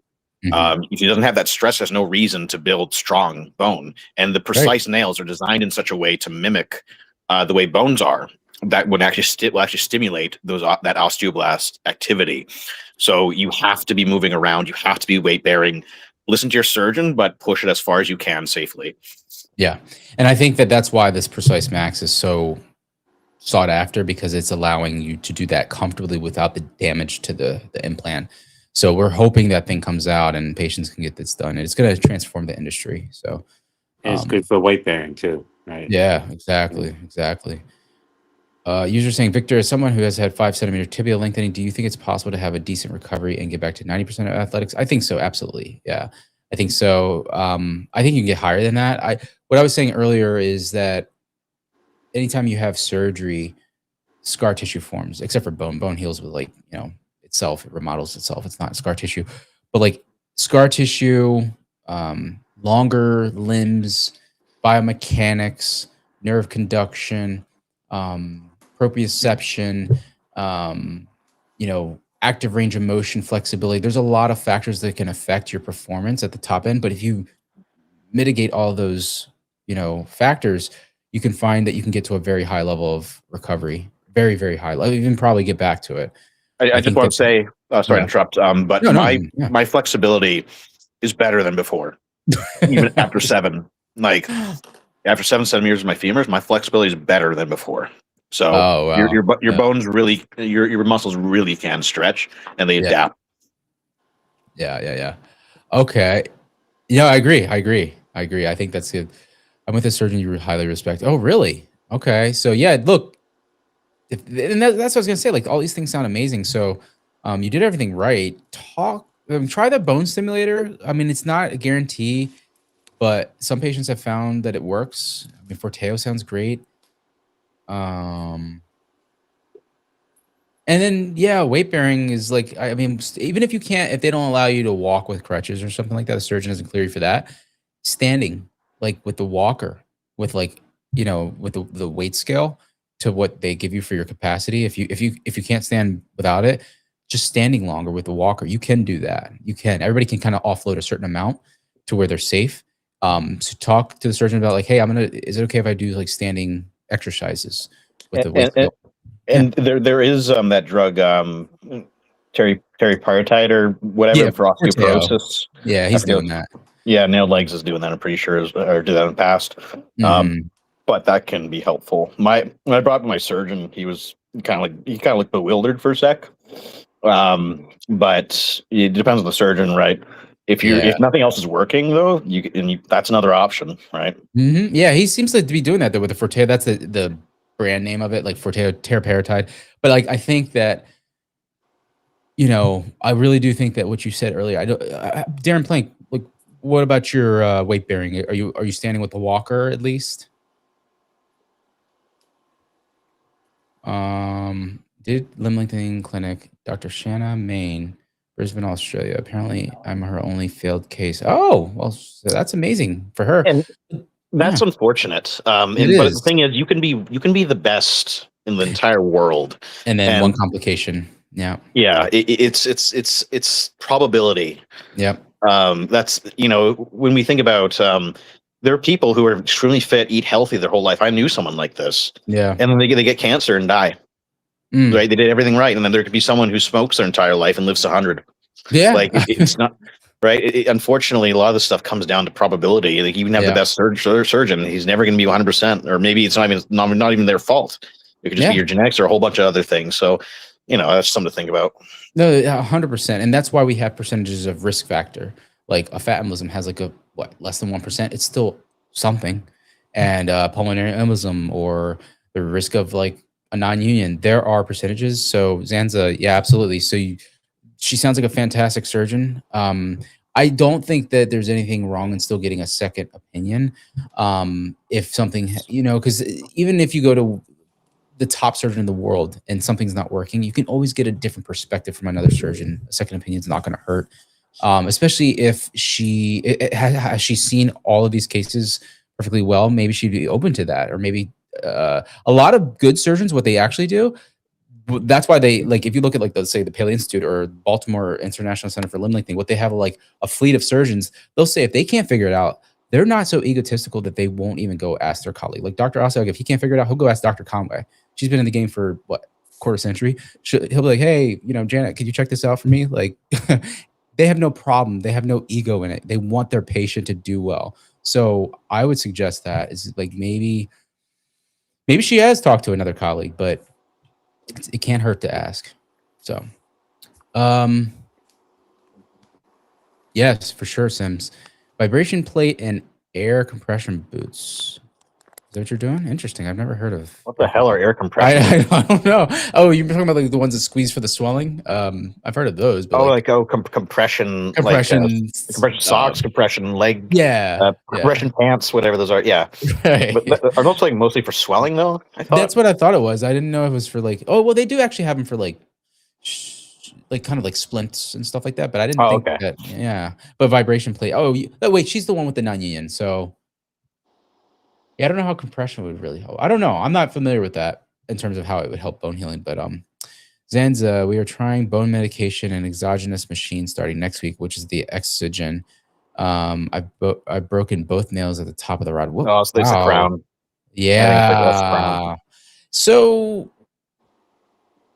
they should do a nail swap. So yeah, like, well, listen to your surgeon first and foremost. She seems like a great surgeon. Try what she's going to recommend. If that doesn't work, maybe have another talk with her and say, hey, do you have any other options or any colleagues we could, bounce some ideas off of? There's no harm, no foul in that. You want to get better. She wants you to get it better. I don't think she'll be against that. You recommend sorry, I just want to say it's really unfortunate how the precise nails, that's 2.2 with the crown thing. Like, it's so unstable. Yeah, I had no issues. I was lucky. Like I've twisted a lot.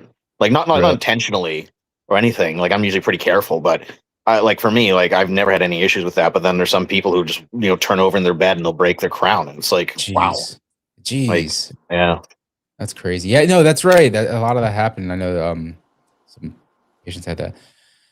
Lots of walking. Oh, he is doing lots of walking. Crap, man, Darren. Oh, you're having such a hard time. Just ordered a bone. Okay, so he did just get the bone stimulator, so that's good. Also taking BPC 157, TB4. IGF, wow, collagen, he's doing it all. Okay, are you taking vitamin C? I'm just kidding, because that does help with the collagen, but that's not, you are dialed in. You're very dialed in. This is really good, and the bones. Nah. Okay, so wait, Darren, real quick before we go here, I want to look back to the context. You're 4 months in, so it's not terribly long. That's not long at all. No, are you done lengthening, Darren? How are you still lengthening, or is it just like? Because Noah, you've had a similar situation. Yeah, I did. I have all the supplements, collagen, peptides, vitamin C, calcium, citrate. I even started magnesium as well, for mostly for sleep, but it's also important for bone as well. Yeah. And it didn't really do that much because I wasn't stimulating it. But then in their case, it's different. At some point, though, I think you just might need a bone graft. Like if you just exhaust literally everything, like I don't see any other option. Yeah. Yeah, that's, I mean, 4 months in though, I don't think you are.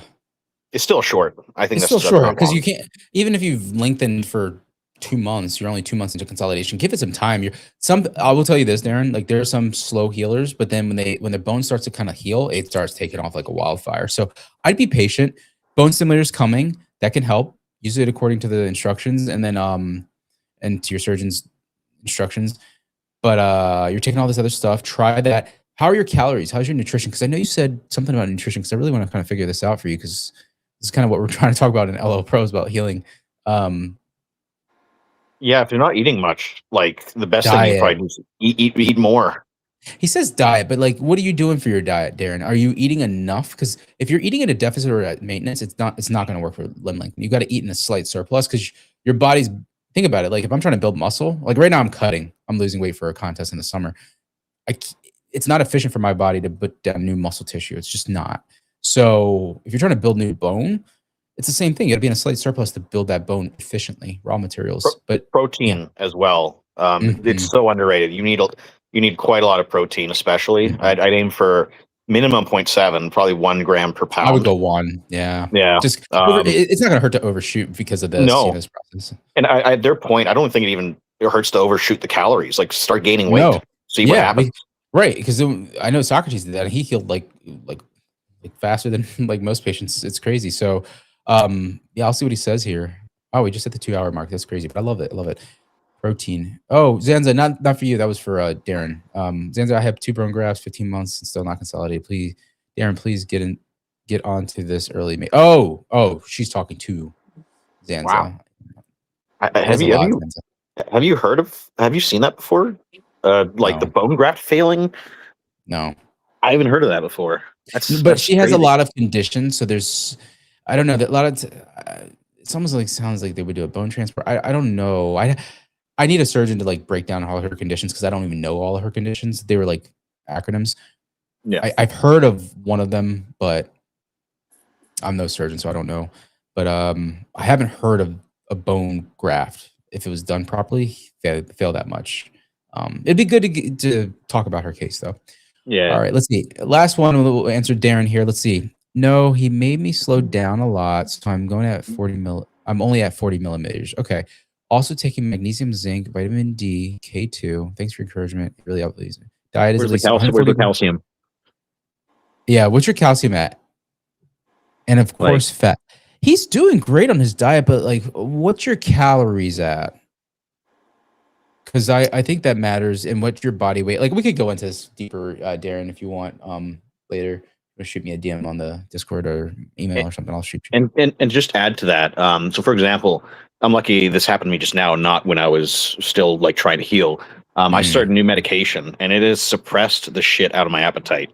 Like I often forget to eat, and I'm losing weight fast right now because usually, because I was very much in like the cutting and bulking stuff. I'm not like a professional bodybuilder or anything like that, but I like to do the aesthetic stuff sometimes. And I'd have to track calories to make sure I didn't overeat, but now I have to track calories to make sure I'm eating enough. Absolutely. It goes both ways. It does. It really does. So Darren, what I would recommend is getting something like MyFitnessPal, or I personally use Macro Factor. It's the thing that Jeff Nipper uses and those guys. But I would recommend something like that, tracking to make sure you're eating enough. Because it's highly important that you're eating enough calories, like Noah said. Overshooting is not going to harm you. You can always lose the weight later, but building bone matters now. So it's better to gain a little bit of weight or a lot of weight even than having that you can just lose later than having a non-union that lasts months or years, who knows? Yep. Mm-hmm. Yeah. Is this like during the process you should be eating? Like you should be getting a lot of protein and calories while you're going through the surgery? Yes. After. Mm-hmm. Oh, during it. Because and after too. And after and before as well. Like again, if you have nutritional deficiencies before the surgery, that's going to carry on. It is. I think that the best window to do it 60 days before surgery, start getting yourself ready. So but you want to gain weight though, right? That's the only problem is that you're trying to avoid while you're doing it because you want to weigh as less as possible. Like I said, I gained 40 pounds. I went from 180 to 220 pounds. Oh, okay. And I had no issues with the nails or anything like that. Right. Okay, that's good. Yeah. Just gain the weight. Like I'm going to lose this weight. I know I will because I've done before. Yeah, I've done it before many times. And I don't have to try right now because my medication is, like I said. But yeah, it's not worth it to care about your weight. Eat good food, eat fun food. Make sure you get your nutrition in. Gain the weight. Just do it. Yeah, right. Your Bono, thank you. Well, Darren, keep us posted for sure. I want you to heal. Zanza, shoot me an email if you want, so that when we get a surgeon on, I'll reach out to you. We can connect you guys on the podcast here, so we can share your story. And everybody in the chat for asking these amazing questions. And I remember you too, Zoo, or to you, whatever. Sorry, guys, I amazing can't hear question. anything. That's okay. We're almost done, Zach. But I want to think it's thank on my end. Noah Something's wrong for on my coming end. on and answering like all these amazing questions, sharing his update. Tomorrow he gets cleared. We know it. We're gonna fingers crossed. Noah, shoot me a DM when you do. Absolutely. The RealDeal. He came on. He talked about his update of his tibial lengthening. He's at 5 centimeters and he's cruising along there. Wish him the best in Aruba as he enjoys his nice vacation. And yeah, so that's it for today. I know we went over by like an hour, but it was incredible. Jam-packed, value-packed, lots of information. And we'll be back next week. So for episode 198 of Limb Lengthening Live, this is Victor, Noah, and short guy still too big, signing out. We'll see you guys next time. Have a good night. Bye.